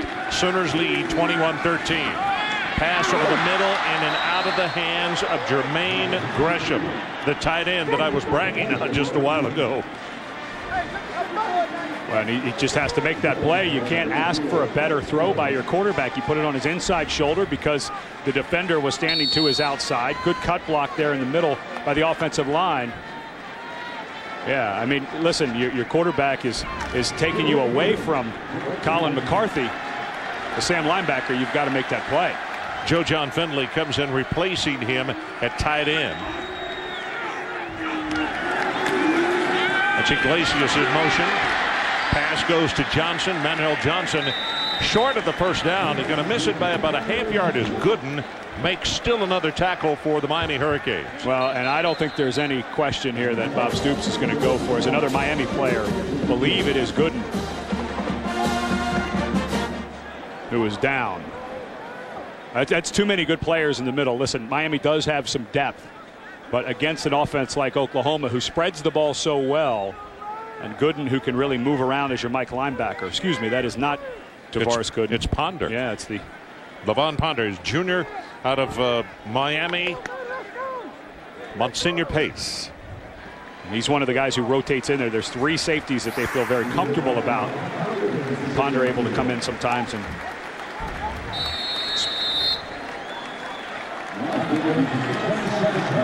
he got his. Wow. And that happens so often, Ron, where you see the pursuit come in and cause the injury. Chris Brown has replaced Murray at tailback. And they give it to him straight ahead. He'll have the first down. Knifing his way at right guard to the 24. Spencer Atkins made the stop. Well, you know, Kevin Wilson talked to us. Watch the penetration right here, and Brown's just going to duck right behind it. He said every time he gets the ball, he's going forward. That time Colin McCarthy just slants right in the Sam linebacker, but that is what Kevin Wilson likes so much about this young running back, is he's always getting positive yards. That's why he's in on 4th and short. Boy, can you imagine having to face Chris Brown and also Nick Harris at Alexandria High School. Brown was a 2-time All-State player at Alexandria. That running play right there will go down inside the 20. DeMarco Murray back in. Calais Campbell on the stop for the Miami Hurricanes. Well, and Oklahoma seems to be getting back into a rhythm. They really seem to be out of it there for a little while. And now Randy Shannon's defense having to defend the short field, and Bradford's going to call a timeout. Didn't like the personnel he had in for the play call. So we'll take a timeout. 8:07 to play, third quarter. Oklahoma 21 and Miami 13.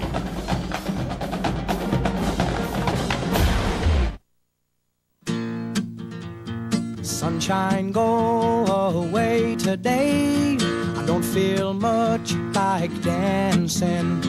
When he tells me I better get in line, I can't hear what he's saying. Sunshine, come on back another day. I promise you I'll be singing.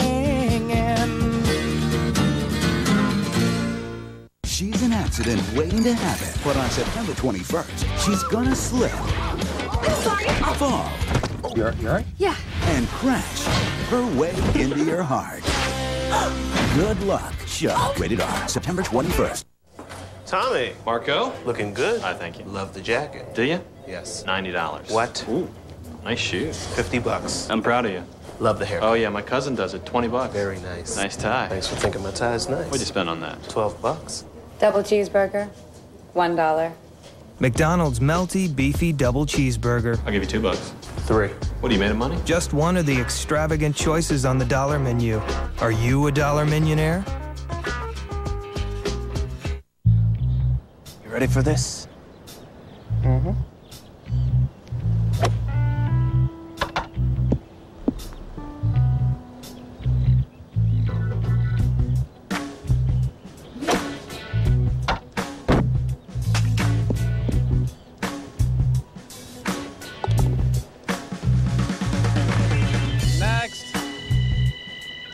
Tiger Woods, PGA Tour 08, ready for everyone. EA Sports, it's in the game. For a girl like her, falling for a guy can be a little dangerous. On September 21st, Not now. Get ready for a shocking good time. Good luck, Chuck. Rated R. September 21st. This presentation of ESPN's College Football on ABC brought to you by Best Buy. Get the knowledge to send them off to college right at Best Buy. Jeep, with 7 Jeep vehicles, there's one for you. Pacific Life, for insurance, annuities, and investments. Choose Pacific Life, the power to help you succeed. And McDonald's. Okay. JR's ribs. That's looked JR. pretty good, didn't they? About an hour and a half. That sounds like a good deal. Well, we went over there Thursday night, and that is some of the best food I have ever had. It's fantastic.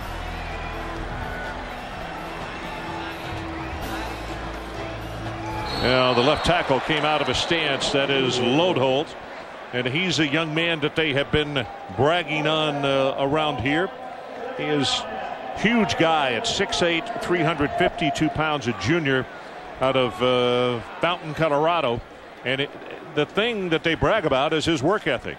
Right there, I don't know if the band wasn't playing, not at that time. And he just came out of his stance a little bit early, so it makes a 2nd down and 10.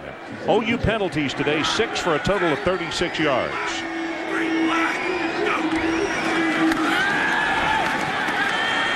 Good block by Murray.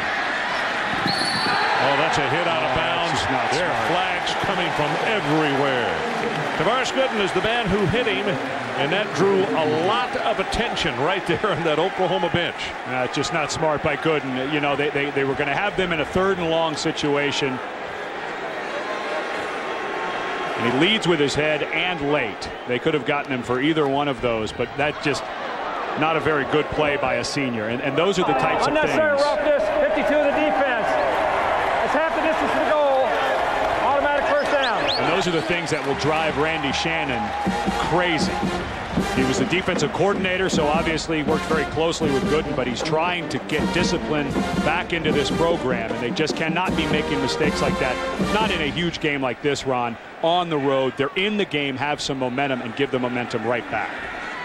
Now this with a half a distance to the goal. It's 10.5 yards away from the end zone, and Chris Brown checks back in at tailback, number 29. Gets the handoff right up the middle and snakes his way to around the 6-yard line. Calais Campbell, the junior out of Denver, comes over to make the tackle.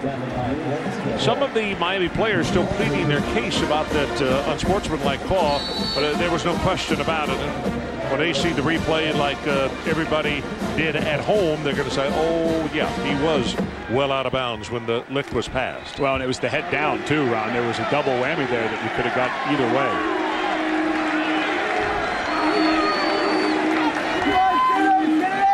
Play action to Brown, right over the middle, wide open, touchdown, Gresham. So he made up for that one that he dropped. The last one was thrown to him, and a happy young man, the sophomore out of Ardmore.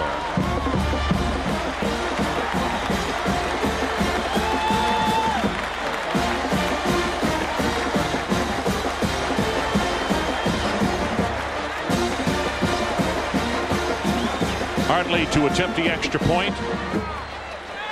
Hayes McEachern, the holder, number 16. Interesting. Hayes' dad was a quarterback at the University of Texas. His mom was a cheerleader at the University of Texas.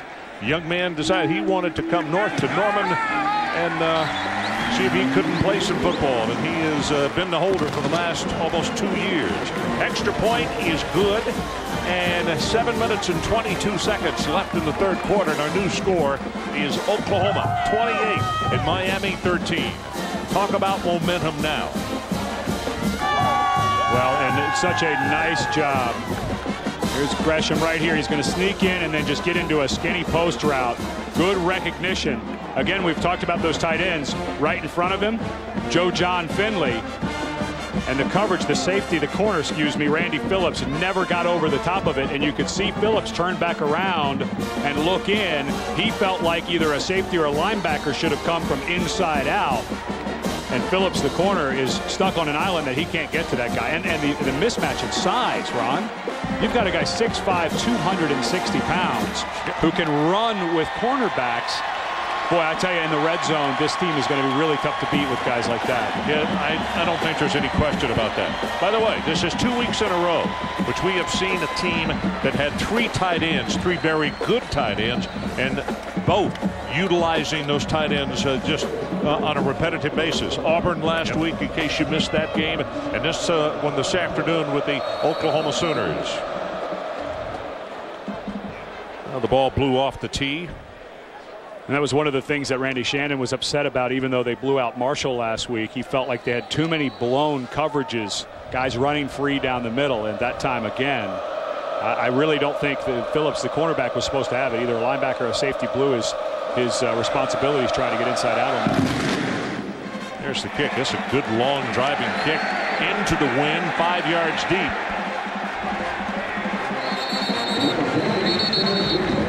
Well, earlier we asked you the Aflac trivia question, and here is the answer. Howard Schnellenberger, the only person to be the head coach at both Miami and Oklahoma, who replaced him at each school. Okay, did you have it right? Jimmy Johnson and Blake. John Blake, you're exactly right. Well, you know, they tried to deke us downstairs by showing Bob Stoops, but of course John Blake came I knew it was John Blake. Yeah. And of course Jimmy Johnson, people in these parts remember very well, could not beat Oklahoma when he was at Oklahoma State, but beat them 3 in a row, 85, 86, 87, while at Miami. First down. Well, now the momentum. They called holding on top of a kick that went into the end zone. So you talk about double jeopardy. Wow. That's going to push that ball back to the 10-yard line. They called it on Chris Zellner, the junior tight end out of Sarasota. He is getting an earful right now from the head coach. This is the type of stuff, Ron, that Randy Shannon has got to get rid of. They've got to stop hurting themselves in situations like this. Had some momentum. They get the late hit by Gooden on Bradford to help them in that drive in the red zone, and now they put themselves back even the worst starting position that they've had the entire afternoon. Javaris James will check in at tailback.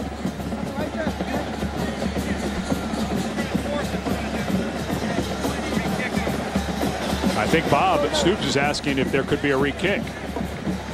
Correction. The foul occurred during the kick. Penalties refused. The ball will be first down at the 20-yard line.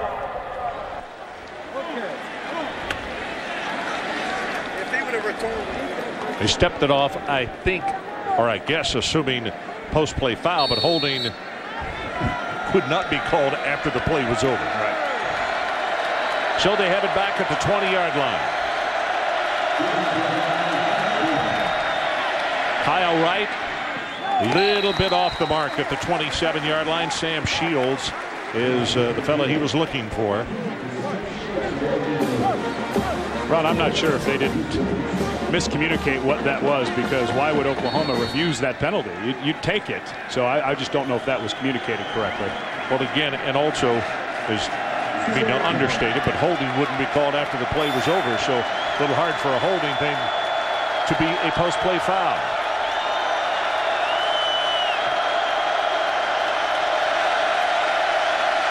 Blitz coming off the corner. The running play will go nowhere. James tackled by Lindy Holmes, and the other guy who was coming with pressure was Ryan Reynolds, number 8. He took the blocker out of the play, and then Holmes came up and did his work. Well, and if you're Miami, you're hoping at some point to be able to take advantage of the aggressiveness of the corners and safeties of Oklahoma. They haven't been able to get any running game going, so they haven't been able to get into play action. And now you're 3rd and 11, of course. You got to get into the shotgun. So they're just getting no benefit out of a run game that was really good for them last week against Marshall. Blitz coming off the corner. Picked up by James, and he will be sacked.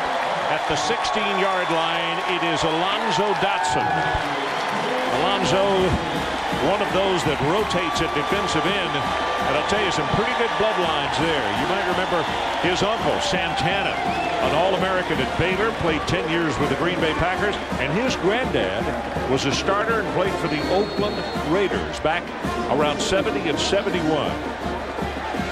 Good coverage by Oklahoma. He brought a blitz, but we're still able to cover. This is probably his best kick of the afternoon. Caught at the 38, Reggie Smith, and he will be pushed out of bounds as they were trying to take the ball away from him. It'll be OU ball at their own 44. So let's take a timeout. 28-13, Sooners on top. Just under 6 to play.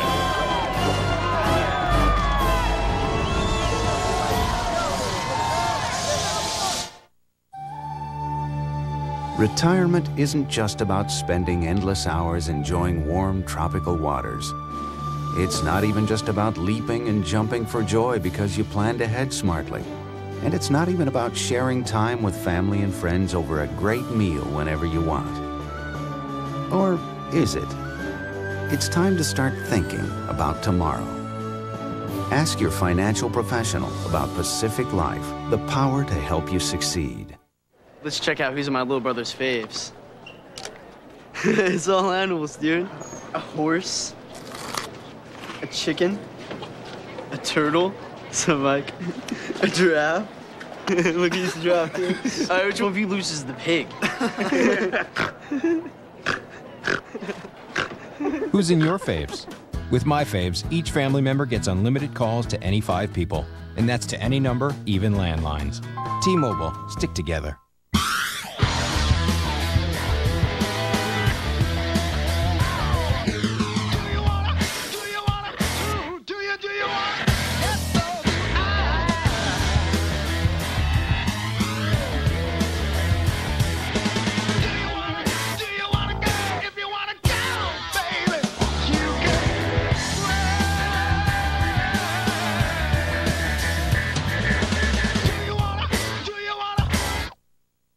Ravens-Bengals at 7, Cardinals-49ers at 10:15, Monday on ESPN. Hi, everyone. Matt Weiner in New York with this Sports Center Minute powered by Vizio. Ohio State has turned the ball over 4 times today, but they're up on Akron. Todd Beckman to Brandon Sane there. It's a 13-2 Buckeye lead. Nebraska has retaken the lead against Wake Forest. It's not all West Coast offense. Marlon Lucky out of the power I follows the Bigs 22 yards, and the Huskers lead. And welcome back to Norman, Oklahoma. 28-13 our score. Getting a look at the Buckeyes there. We will see them next Saturday afternoon on ESPN up in the state of Washington, your old home. Should be a good scene at Husky Stadium, I would think. DeMarco Murray turns the corner. They'll mark him down at the 48-yard line, so it's a gain of about 5 on the play. The Sooners coming out here seeing if they can't run some time off that clock. Well, this offensive line for Oklahoma last year was really a big question mark coming into the season. Of course, everyone knew Adrian Peterson was back, but they had so many freshmen and sophomores they were relying on, and this group really gelled. Now they're 6 and 7 deep on that offensive line, so they could rotate like the defensive line. This could become a very dominant group. Not much doing here. And let's take a look at the Pacific Life summary of our ball game. Well, it looked like momentum was going to start really swinging towards Miami. They ended the first half so well. Kenny Phillips causes the fumble, Calais Campbell. And then the 6th-year senior, Zamponia, puts on his sunscreen and kicks a career-long field goal. But then it was the answer, Sam Bradford, to his big, talented, well, we can tight end, slot receiver, H-back, whatever he plays, Gresham can do it well. And the momentum went right back to Oklahoma. Well, there's Joe John Finley, another tight end. Joe John Finley, coached by his father, 6'6", 260 pounds, and he came to Norman as a quarterback. You see that a lot at the college level. Guys come in.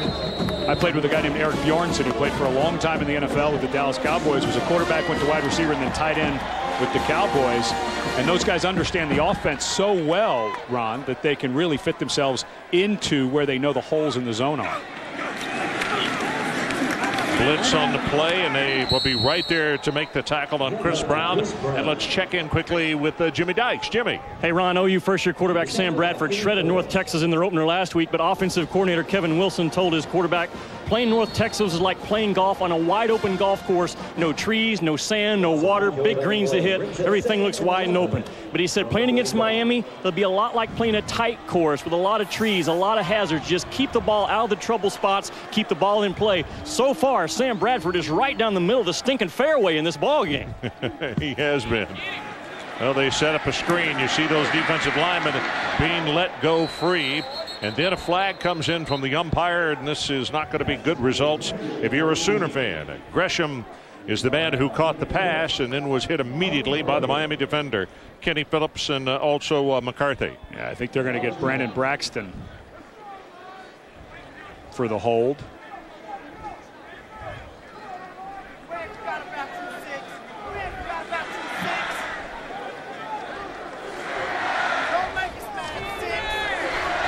Holding, 76 of the offense. Penalties decline. 3rd down. Well, it's the final race before the chase field is locked with 3 drivers vying for 2 spots. Can Dale Earnhardt Jr. race his way into the chase? Who will be in and who will be left out? It all comes down to this. The NASCAR Nextel Cup Series Chevy Rock and Roll 400 at Richmond, ABC tonight at 7 o'clock Eastern Time. Great protection this time. Pass over the middle, and he has it complete. Number 9, Joaquin Iglesias.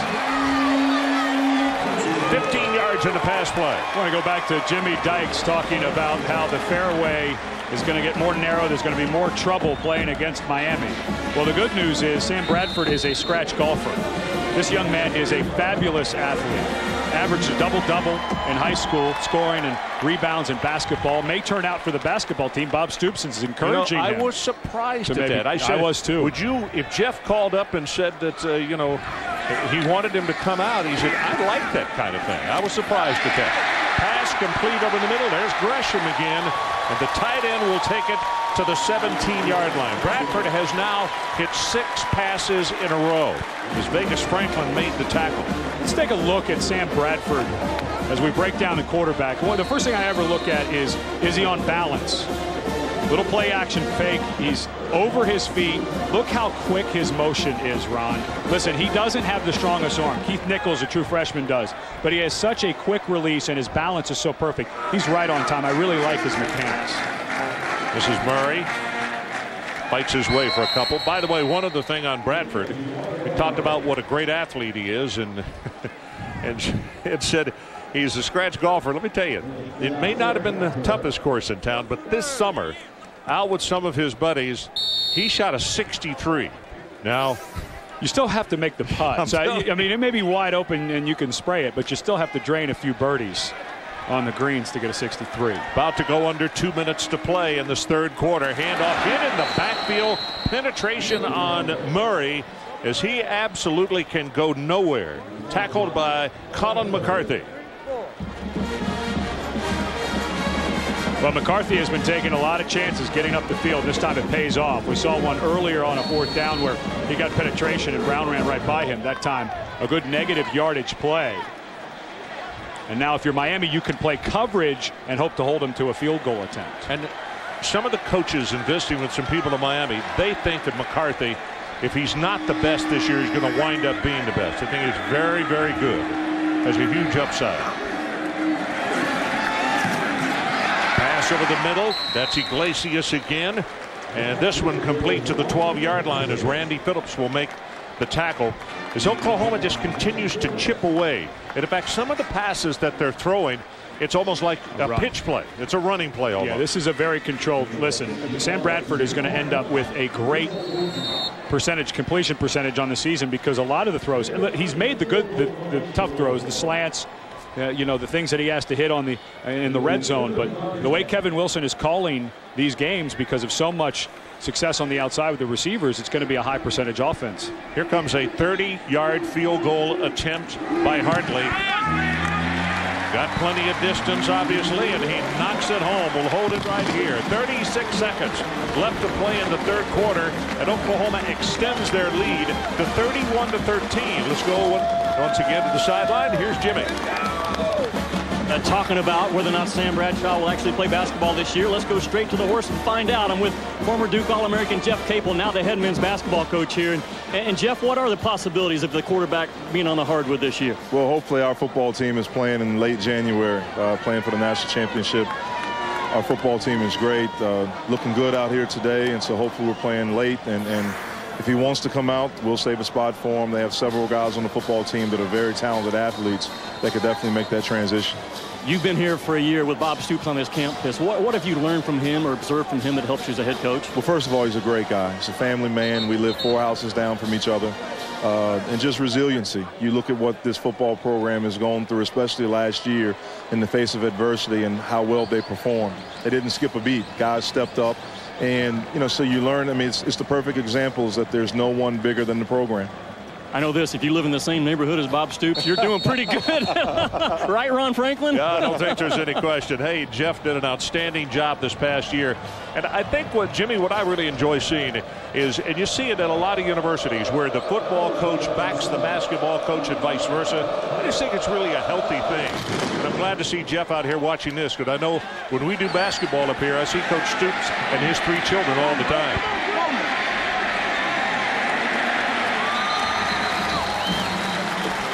Well, you know, Jeff Capel, who you just saw in the interview, and you say, I know the name. Here's why you know the name. Let's go back to 1995. Jeff Capel, this is the first overtime, half court. He lets it fly.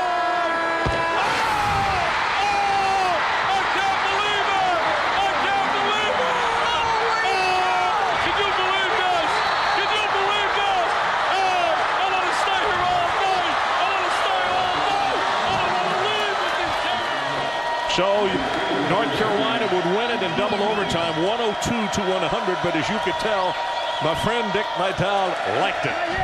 That pass is going to be overthrown as Kirby Freeman is back in the ball game at quarterback for the Miami Hurricanes. Well, you go back to last year, and Jeff Capel mentioned when he was talking to Jimmy about last year and the adversity. It's so easy to forget what Bob Stoops and his staff had to go through. They lose their starting quarterback right before the season because he was taking money from a car dealership that he shouldn't have been taking. So they put Paul Thompson in. They lose Adrian Peterson, a ragtag bunch of offensive linemen that had to come together. And everybody always just thinks about the Boise State loss. But the things that they did, Bob Stoops said, best coaching job that they've ever done at this university. I think that'd be hard to argue with. That's Cooper kind of weaving his way out to the 25-yard line. And it was Nick Harris again who was there to make the tackle. Nick Jr. out of Alexandria, Louisiana. So down to 7, down to 6, and that's going to be the end of the third quarter. With our score, Oklahoma 31 and Miami 13. Our presentation of college football will continue after this message and a word from our ABC stations. You're watching ESPN on ABC. Prices they got in here. $8 candy bar, $11 for a can or two. Now, it's prices like these that's keeping folks from living the high life. Sir, where's your beer section? Thank you. A good, honest beer at a tasty price. That's what we stand for. Clean up on aisle common sense. Hey, let me grab this. That's how we do it. Get in and out, boy. You just lost your right to sell Miller High Life is what you did. The first sport utility vehicle. The first full-time four-wheel drive. The first SUV with full-time ABS. And now, Jeep introduces the industry's first lifetime powertrain warranty. It's the best warranty in the business. So come and check out our largest lineup of Jeep vehicles ever and have a lifetime of fun out there. Honey, hey, listen, I'm out here with the guys, and they're really pushing me hard to come back and play another season in New York. What do you think? Are you kidding? Just say no. Just say the word no, and I'll stay retired. Just say no, and, you know, I won't do it. Okay, great then. Guys, I'm back. She's so happy, she's speechless. The network you can trust, AT&T. Buy any phone and get up to 4 free. Okay, heading to the Home Depot. Big event going on. Honey, promise me you won't go overboard.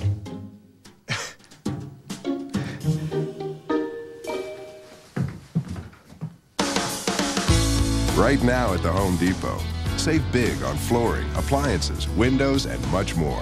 With no payments, no interest for 12 months on purchases of $299 or more with your Home Depot consumer credit card.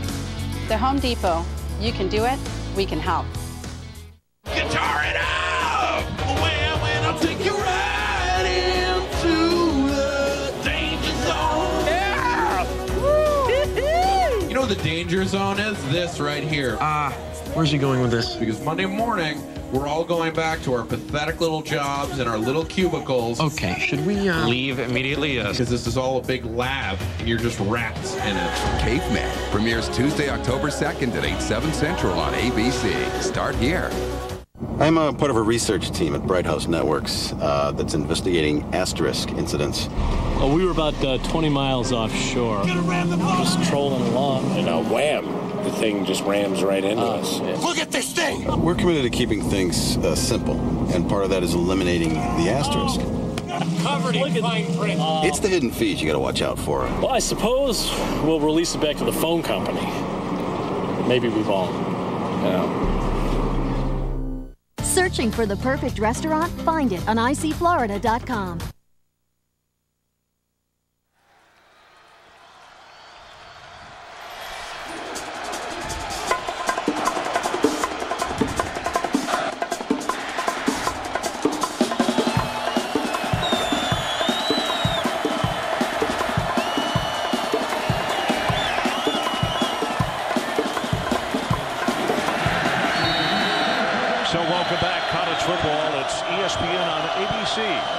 We start the fourth and final quarter. 31-13, the Sooners on top. This pass, it was caught. Nope, now they're saying he trapped it. Leggett Well, and they went back to Kirby Freeman on those last 2 drives, but from what I've seen last week on the film, this week, it feels to me like Kyle Wright may end up being the guy that Patrick Nix, the offensive coordinator and quarterbacks coach, first year here at Miami, may stick with through this season. This is the 7th Miami punt coming up. Bosher with the boot. Good high-hanging spiral. This is best of the day, far and away. All the way back to the 22-yard line is Smith. And then he will be stopped at around the 27. 52 on the kick and 6 on the return. So let's take a look at our Best Buy playbook. Ron, we'll go back to that 3 tight end set down on the goal line. And with 3 guys in there, you have Eldridge to the inside, Joe John Finley, and then, of course, Gresham. Eldridge is going to go on to block, released to the inside by Finley, and Gresham goes in there. It's so confusing with 3 tight ends. You think it's a power set, and Cooper, the safety, never got over the top. He's got to get depth. And Ron, in a power set, you just don't expect that. That's going to be a great set for Oklahoma all year with those 3 talented tight ends. You know, it's interesting. I brought up Auburn from a week ago.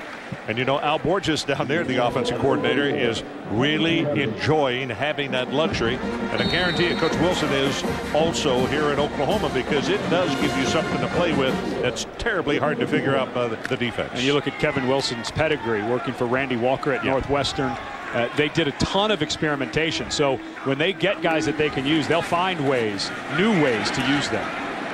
This running play maybe for 1, and that's it, as McCarthy is there to put the stop on Chris Brown. And I think that's one of the things that Bob Stoops allows with his coaches. They're all very competitive against each other, the defensive coaches, the offensive coaches, but he allows freedom for invention. He does not put handcuffs on his guys and say, no, you've got to do this, you've got to do that. He allows Kevin Wilson and his offensive staff to be very inventive. And, of course, practicing against this defense every day, they have to be, or they wouldn't be able to do anything in practice. Number 18, Gresham checks into the lineup. And the pass is thrown to Gresham, and he went back and caught it. He juggled it, but we were just talking about he came in, and I wondered if they were going to use him on the play, and they did. Well, he only gets credit for 1 catch. He caught it about 4 times. 1, 2. There's a 3rd one. How did he get his arms underneath of it is the question. Ooh, I don't know, Ron. Well, the tip of that ball might have hit the ground, but moot point. Yeah, he'd be good in Sand Beach volleyball. DeMarco Murray at tailback.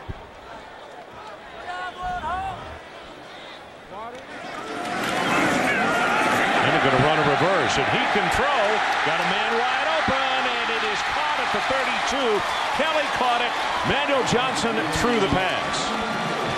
Manuel Johnson, look at him. He will not move with himself because he underthrew. He knew he had a touchdown and he underthrew it. Good for 25 yards. Well, we saw this the other day in practice, and Johnson, who did play some quarterbacks, going to come back and watch the stock block and then right behind it. One of the things that allows this play to happen, Ron, is that the receivers from Oklahoma have turned into such better blockers. And so the defensive backs have to take it very seriously, but that's one Johnson would love to have back. Murray, oh, he gets whacked hard there in the middle of that line. I think it was Atkins, one of the first men that got there to him. Also, McCarthy was helping out on the stop. Those Miami linebackers have been extremely active today, and when they get to you, they pop you. Well, I look at this Oklahoma team as we're getting ready for Oregon, Michigan. I look at this Oklahoma team, and I think they're perfectly positioned, especially with the big game in Texas looming out there about 3 weeks from now. If they can continue the consistency at the quarterback, which was the big question coming in, boy, they're sitting pretty to be there at the end. Play action. Good block by Murray. Pass for the end zone. Touchdown, Malcolm Kelly, his 3rd of the day.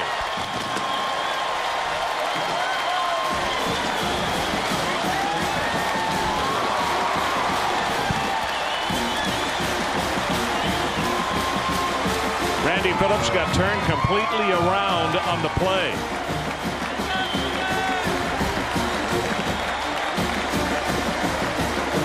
Well, they do so many things offensively. Malcolm Kelly may not be a guy who's going to catch 70 or 80 balls. But when he makes plays like this, and he made such a great adjustment on that ball, Ron, he expected on his outside shoulder. Bradford put it back to the inside. He's able to adjust his body. He has such great body control and make that catch. Hartley with the extra point. He's got it. 11:52 left in our ball game. Oklahoma stretches their lead to 38-13. You're watching ESPN on ABC. We'll be right back.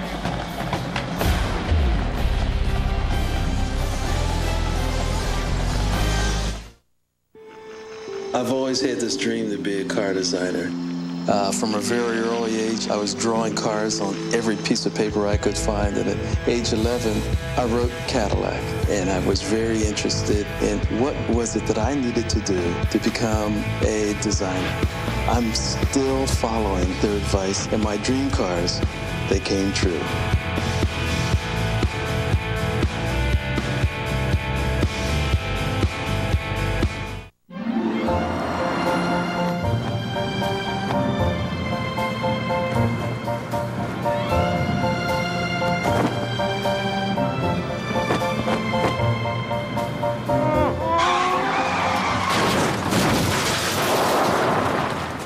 Life comes at you fast, but with Nationwide Blue Ribbon Claim Services, you don't have to worry.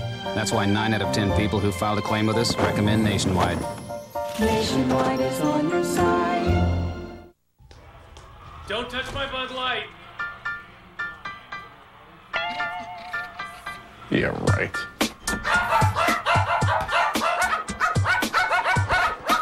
Orange.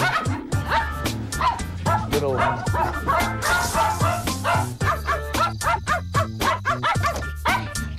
Refreshingly smooth Bud Light. Always worth it.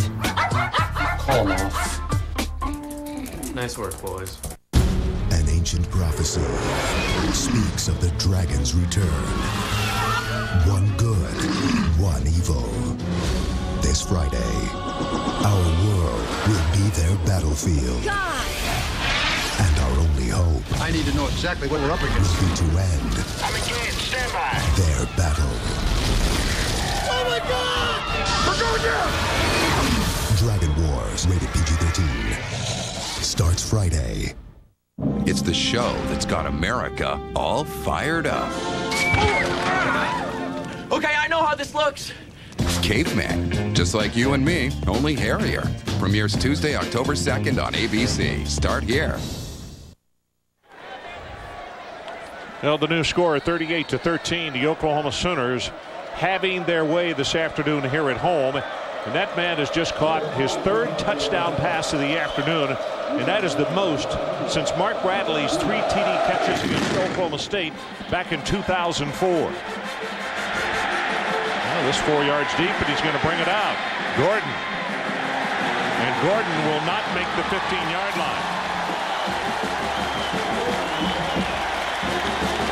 Well, 3 touchdowns you just mentioned for Malcolm Kelly, and all 3 of them in one-on-one coverage. Watch him get to the outside, inside stutter, and break to the outside. This is just playing catch now. The safety has to be up near the line of scrimmage because Oklahoma has started to get some running game going, but just a wonderful throw. But give credit where credit is due. DeMarco Murray throws a great cut block on Spencer Adkins. And, you know, he's a flashy guy, Ron. He's a speed guy out of Vegas. And you just don't expect a young man to go in and stick his helmet in. But that's what allowed Kelly to get open on the one-on-one coverage on the outside. Coaches in our meetings yesterday said he is an outstanding blocker. Doesn't mind putting his nose in there. 20-25. This is James. A flag is down now. 2 are down, and he's finally pushed out of bounds on the near sideline. But well, this one's going to come back. Just an absolutely bad block in the back. I believe it was Leonard Hankerson on Reggie Smith, and the play was already by Reggie Smith.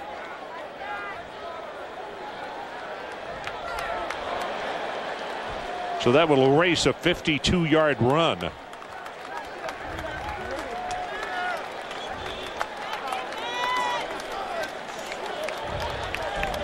Yep, receivers coach. But I mean, boy, Ron, listen, the game is starting to get out of hand, but those are the little things that these coaches are going to have to harp on. 85 of the offense. 10 yards from spotted foul. First down. They had the late hit out of bounds by Tavares Gooden. Helped out Oklahoma in the red zone, and now they get some positive yardage, get something going, and they get a true freshman with a bad mistake block in the back.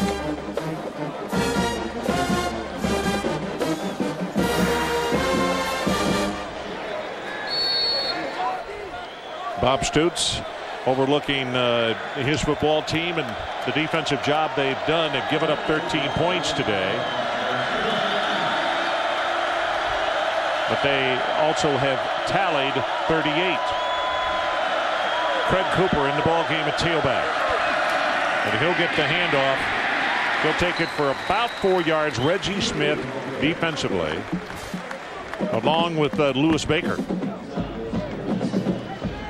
Well, time permitting, stay tuned for the Dell post-game report. John, Craig, and Doug will have scores and highlights from around the country. You know, if you look at the national picture, you've got to start thinking of Oklahoma. The big question mark, Sam Bradford, I think, is being answered. He was really the only question mark coming into the season. Pitch back, look at the quarterback, come back and throw the block. Kirby Freeman trying to help out his running back. DJ Wolf finally forced him out of bounds. The secondary for Oklahoma, it's an interesting bunch.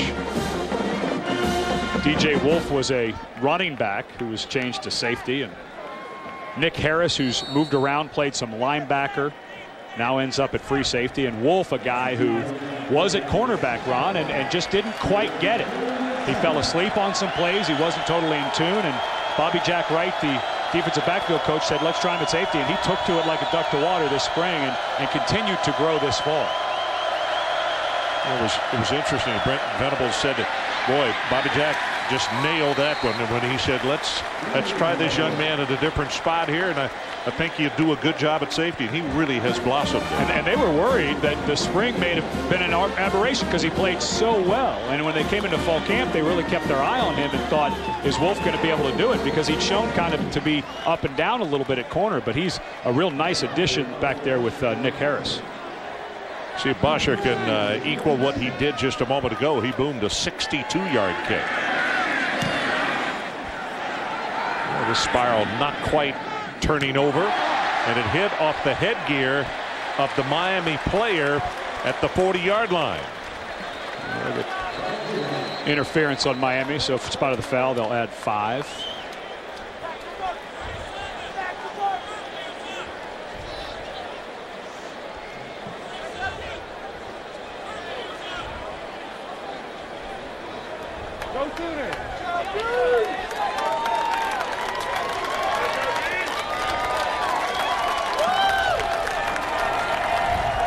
Kick catch interference against 88 of the kicking team. It's 15 yards to the spot of foul. First down. Excuse me, 15 yards because of the danger issue that has become a bigger foul. So let's take a timeout. 10:09 left in our ball game. 38-13 Sooners. Hi guys, what's going on? Buzzword bingo. Buzzword bingo? These innovation meetings are killing us. The hype, the jargon. The buzzwords. Every time you hear one, you mark your card. In short, we are 100% committed to facilitating a culture of out-of-the-box, goal-oriented, value-added, disruptive Web 3.0. Bingo.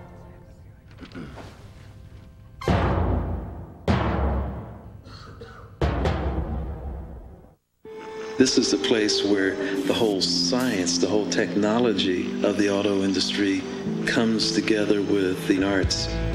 The result is a vehicle that is not only technically exciting, but also has just a very great sense of proportion and balance. It's that blend, you know, say art and science, that's Cadillac. The NASCAR Nextel Cup Series moves to ABC. top spots of the chase are locked, and only one race remains to make it to the final 12. Now, with the championship in sight, 3 drivers battle for the last chase spots. Can Kurt Busch and Kevin Harvick make it off the bubble and clinch? Or will Junior pull off the impossible? Every lap matters at the Chevy Rock and Roll 400 at Richmond. The NASCAR Nextel Cup Series moves to ABC tonight at 7 Eastern.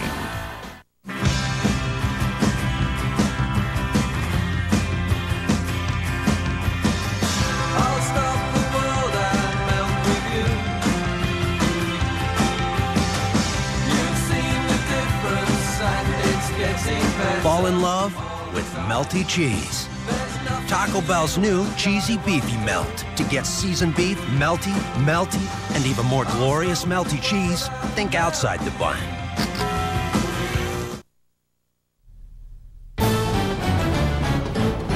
This presentation of ESPN's College Football on ABC, brought to you by Cadillac, introducing the all-new 2008 Cadillac CTS.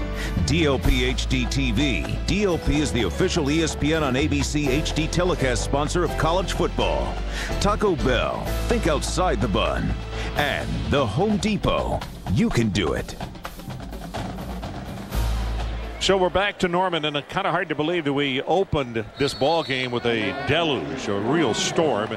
And now the sun has come out and has turned into a delightful afternoon. And DeMarco Murray back into the ball game at tailback, and he'll get the call. Tries to bounce it outside, and he has to hurdle the bench right in front of the wall. And a couple of the coaches are saying, catch our guy. Don't let him hit the bench over there. Oh, man. Yeah, that's right. I mean, he's our guy. Look at this. They're just getting out of the way. Yeah, they just parted the way. You're supposed to stand there and soften the blow. Oh, my.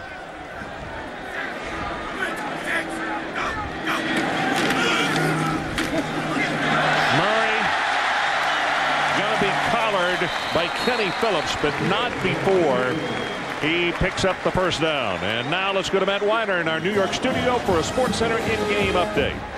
And an update on the O'Brien Bowl on Chestnut Hill. Tom O'Brien's old team has tied up his new one, or vice versa. It's Harrison Beck on the bootleg there to make it 7-all NC State and Boston College. And coming up next on ABC, a fair amount of anxiety in Ann Arbor about the home team.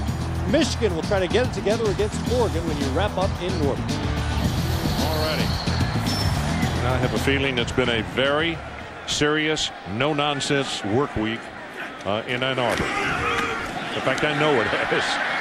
Boy, hit from behind is Chris Brown. And we show you that loss from last week. Final play of the game, Corey Lynch is the man who will block the Michigan field goal attempt, trying to seal a victory. There's the block right there. He was well through. And then Jerry Moore carried off the field. Appalachian State 34-32 over number 5 Michigan. And I love what the AP did this week. They changed their rule to allow their voters to vote for lower division teams. I thought that was a great move by the AP. Yeah. Murray, stiff arms, takes it down to the 10-yard line. It's another first down. 11 yards on the play, and Carlos Amor makes the stop. Well, we did some research looking at some of the notable college football upsets. A lot of people thinking that might be the biggest ever. Carnegie Tech beats Notre Dame. Well, Newt Rockne figured they were going to win, so he didn't even go. He went to Army-Navy. Washington, who the year before had beat Oklahoma in the Orange Bowl to go 11-1, 37-point underdogs lose to Oregon State at home. And then the huge upset, Temple over Virginia Tech back in 1998. That was when Virginia Tech was starting to get towards being a national championship caliber program.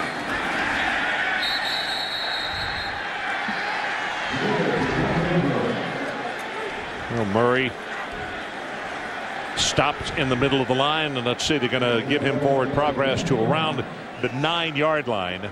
Clock is running, about to go under 8 minutes left in our ball game.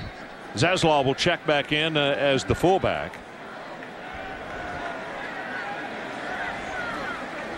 Coming up from the big house, it is Oregon and Michigan.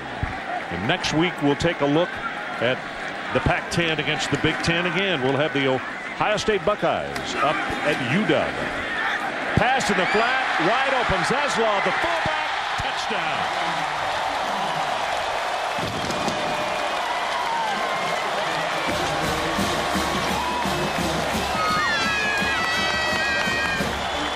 Well, this game is exorcising a lot of demons for some of the older OU fans who, anybody over the age of about 35 years old who's an OU fan remembers oh so well the pain inflicted by Miami. Nobody knows it as well as Randy Shannon, who was a linebacker on those Miami teams that went 3-0. A lot of fans in Oklahoma think that 2 of those losses may have cost Oklahoma national championships. Yeah, that's right. They sure do. It was interesting. I was watching the sideline. Fullbacks don't get a lot of attention. And for that extra point attempt is no good. It went wide left. But Zaslav was given a bone on that one, and he took it to the house and scored. 44-13, our score with 7:41 remaining. You're watching ESPN on ABC.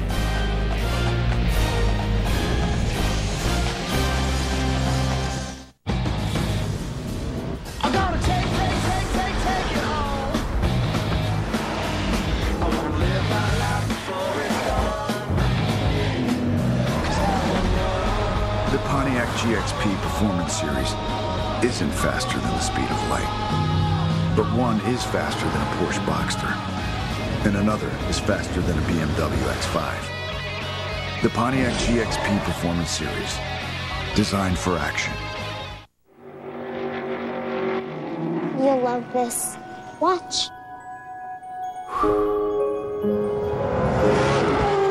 The mirrors make bigger, better. Well, it's fast, sharp, it's big, but they got rules. It's amazing. It's the mirrors. DLP HD TV. Millions of tiny mirrors make the biggest pictures better. Get 36 months no interest financing on DLP HD TVs today at Circuit City.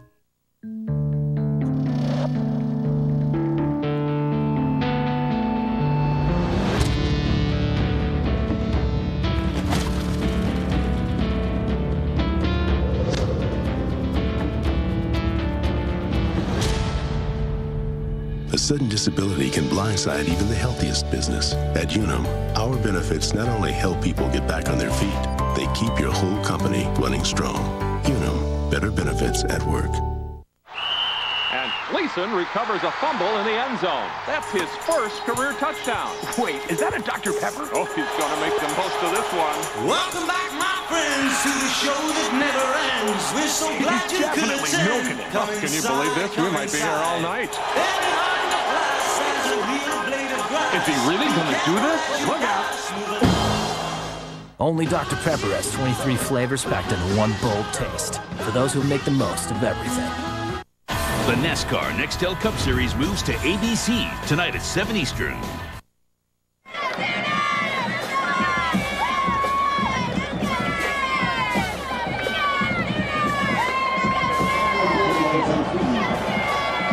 (44-13) our score. Oklahoma on top.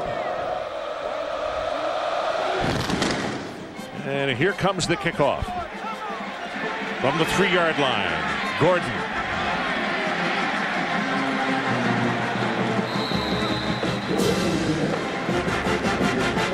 Brian Jackson downfield on special teams. And let's take a look at the Pacific Life game summary. Well, note to the rest of the schedule for Oklahoma. Do not try to cover Malcolm Kelly one-on-one. At 6'4", 220 pounds with great body control and unbelievably soft hands. It's a losing proposition, and they have a quarterback that can get it to him, an offensive line that can protect. 3 touchdowns today, all on one-on-one coverage. I would hope that teams that scout Oklahoma aren't going to try that much the rest of the year. Here comes Craig Cooper, tries to bounce it to the outside, but defensively DJ Wolf a little too quick for him, and he makes a good open field tackle. And let's check in with New York again. Matt Weiner. All right, Ron, here's a nominee for the AT&T ESPN All-America Player of the Week. West Virginia's Pat White helped the Mountaineers avoid an ambush at Marshall.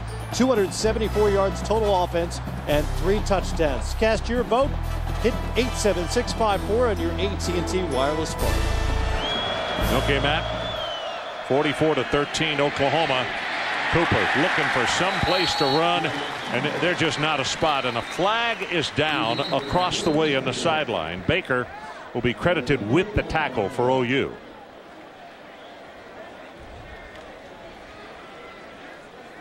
Patrick Nix, the offensive coordinator, has his hands full, as every offensive coordinator is going to have their hands full against this Oklahoma bunch. Ron, these guys, they're big in the middle where they need to be at defensive tackle. They can hold up, but so much speed. English on the outside. We've seen John Williams. Illegal formation against the offense. They did not have 7 men on the line. Penalties refused. 3rd down. And let's check down on the sideline with Jimmy Dykes, and we'll do that after this play. He'll have more on Patrick Nix and the young offensive coordinator for this Miami Hurricanes football team. It's a big weekend for the Nix family, and Jimmy will tell us exactly why.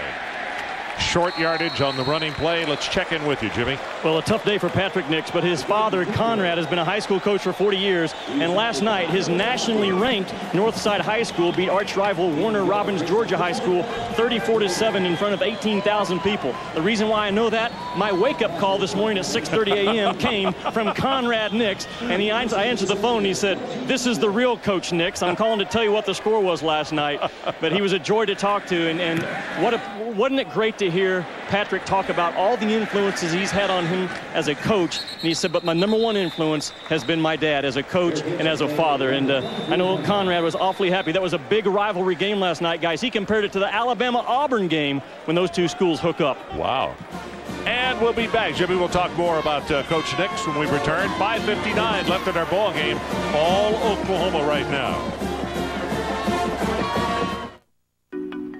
HD? HD. Thoughts? Lots of thoughts. LCD, plasma. Kiva surround sound, head spinning. Deep breath. Likes? Cowboy explosions, touchdown robots. Cooking, tearjerkers, crime dramas. Sing-along musicals.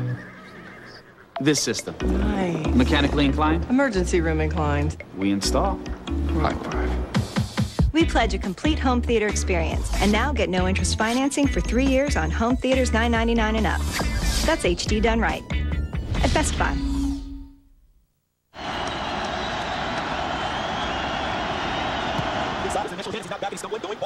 One game. 4 quarters of everything these guys have in them. When suddenly, one play changes everything. Boise State for the win. They hand it off to Johnson. Boise State. That's a Pontiac game-changing performance. Watch this season's best performances at Pontiac.com/NCAA. Here's Jax. We're gonna make some big changes. Yeah, free live music and not an Appletini in sight. Excuse me, ma'am. 2 more highlights for my friends here. All right? Get on up here. Is this thing on? Woo! Jax Bar, congratulations. Your support for the High Life shall now be immortalized. Light it up. Woo! Why y'all letting me do that? The High Life is on. Only the Nissan Titan has a Utilitrack cargo system and the longest crew cab bed in its class. 5 in-bed notch channels, 4 cast metal tie-down cleats. You choose the tie-down points, you choose the angle. By a blue ribbon panel of former coaches, former players, and media members. Will reveal 25 through #1 over the course of the season, announcing the greatest player in college football on the last week of the regular season. They've got to figure Leroy Selman be on that list. Staying in Oklahoma, Barry Sanders will have to be on that list. Halsley is in at quarterback, and that was Madu who carried. So getting some youngsters into the ball game with just over 5 minutes to play, and an opportunity for them to show off their progress from the field. They work as hard as everybody else. Well, another guy we may see is Keith Nicola. true freshman out of Michigan who has a lot of ability, and the quarterback battle over the next few years is going to be rather interesting here at Oklahoma. Well, to help decide the Pontiac game-changing performance of the day, go to ESPN.com, search Pontiac to determine which school will win $5,000 and a chance to win $100,000 at the end of the season. Well, I would have to give that to Malcolm Kelly here today. You know, the coaches talk about he's not up there as high as he should be in some of the all-conference and all-American lists, but it's hard to find a better one. You know, I'm not sure that's such a bad thing, because ultimately at the end he is going to be there. I mean, he's going to have to be. And this throwing to Jermaine Grisham. I mean, he really, they talk about a raw talent. Now, he's a talent. But to go back to Malcolm Kelly, I think it has added more fuel to his fire. He plays with a lot of fire anyway. But I know when I saw him and visited with him down at the Big 12 meetings in San Antonio, yeah, he was a little angst over the fact that he was not on the first team as a wide receiver. Would you rather be a top 10 pick or all conference? I think I know which one my wallet would take. And let's check in with John Saunders in New York. John? Ron, thanks a lot. We just want to remind everybody what a long week it's been for Lloyd Carr waiting for this game against Oregon. 1957, the last time Michigan started 0-2 at home. Trying to get the Ducks this afternoon. Back to you. All right, John. By the way, this game this afternoon, you want to see the importance. A lot of the youngsters may not remember when they had played back in the 80s. Attendance 85,357. That is the largest in Oklahoma football history and the largest crowd for any sports event in the state of Oklahoma. And it all goes back to when it started in 1985. Miami comes in here. Jimmy Johnson, who everyone here thought, oh, we're just going to beat Jimmy like we did when he was Oklahoma State. Jerome Brown breaks Troy Aikman's ankle. Jamel Holloway has to come in. They lose that game. Oklahoma goes on to win the national championship, goes back to the wishbone. Then in 1986, Vinny Testaverde throws 4 touchdowns in a #1 versus #2 Brian Bosworth on that team. And then, of course, we already showed the highlight from the 88 Orange Bowl, but for the 87 season, Miami in a 1 versus 2 wins the national championship. So a lot of things to make up today. Halsley, that's Tanel. Nobody's going to catch Adrian. 61 yards. So Joey Halsley not only gets an opportunity to throw, but shows that the Sooners have got some depth at quarterback as well. I hear the scary part, Ron. There's only 5 seniors that start on this Oklahoma team. As good as they were last year with a young bunch, and as good as they're looking this year. And I think if they continue to show this type of play with that many different receivers and weapons on offense, because we know they could play defense, I think they may be standing at the end of the season in that BCS championship game. Things are looking awfully good for Coach Stoops and his staff going forward. You know, the only thing that Coach Stoops is going to have to bark at them about, the 2 special teams plays. The over-the-head snap and the missed extra point. Hardly knocks this one right down the middle.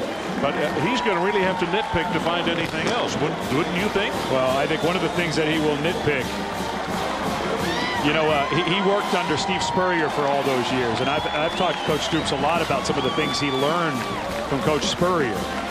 And one of the key things that he learned was you really hammer them when they win and you treat them like they're kings when they lose. I bet you that this is going to be a very aggressive week. They got Utah State, Tulsa, then they start conference play at Colorado, and then, of course, the Red River rivalry against Texas. So they're not going to relax after a big blowout win against Miami.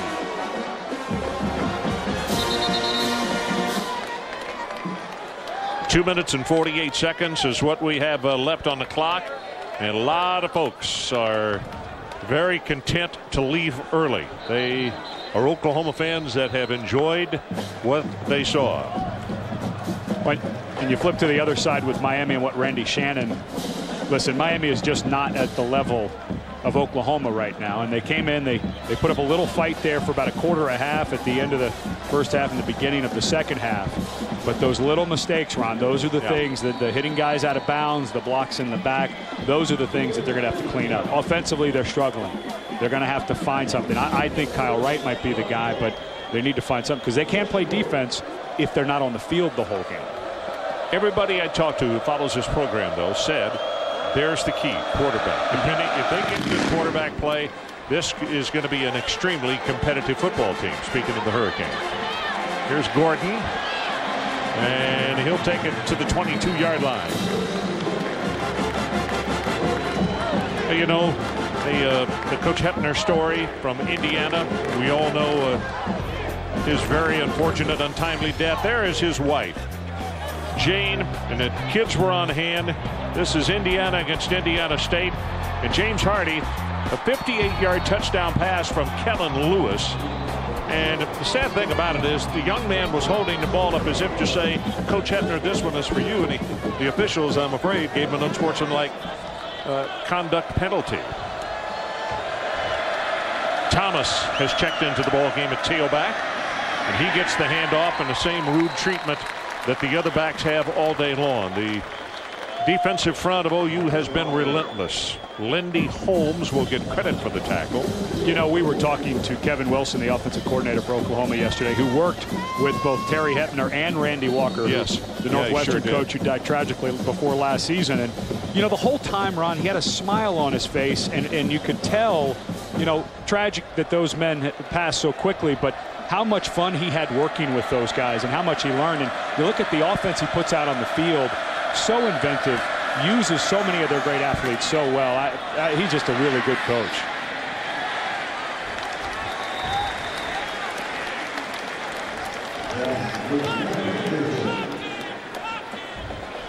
Well, today's Chevrolet players of the game are Kyle Wright from the Miami Hurricanes and Malcolm Kelly. 102 yards and 3 touchdowns for him. And in recognition for their efforts, Chevrolet will make a $1,000 contribution to each university's general scholarship fund.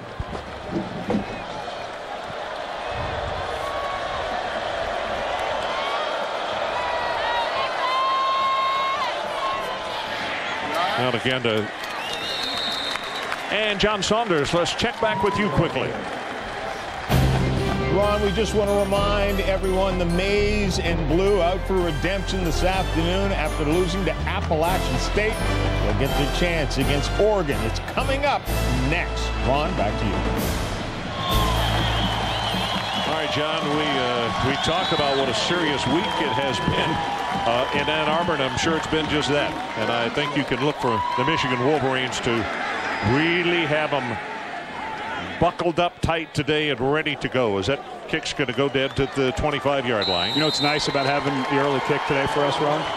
Virginia Tech, LSU. We get to enjoy a lot of good football the rest of the day. 35 seconds showing on the clock. And 49-2 at home for Bob Stoops. Those are some pretty powerful numbers, aren't they? Well, it's not going to get worse because he has stacked. And I've heard, talking to some of the people in the know, that the verbal commitments he has for this class may be the best recruiting class he's ever had here. If you go by the services and all of those, which sometimes are a little faulty, but boy, has him and his staff done a tremendous job. And you see the depth. They just keep rolling guys in that can all play. So the clock is going to run down. Randy Shannon trotting across the field to say good luck to Bob Stoops and the remainder of the Miami staff as well right behind him. Oh, we opened the day with over 85,000 here at Memorial Stadium, and they got their money's worth.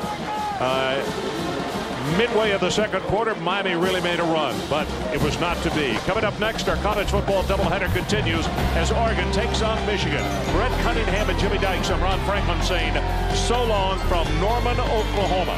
Once again, the final score is Oklahoma 51 and Miami 13. So long, everybody.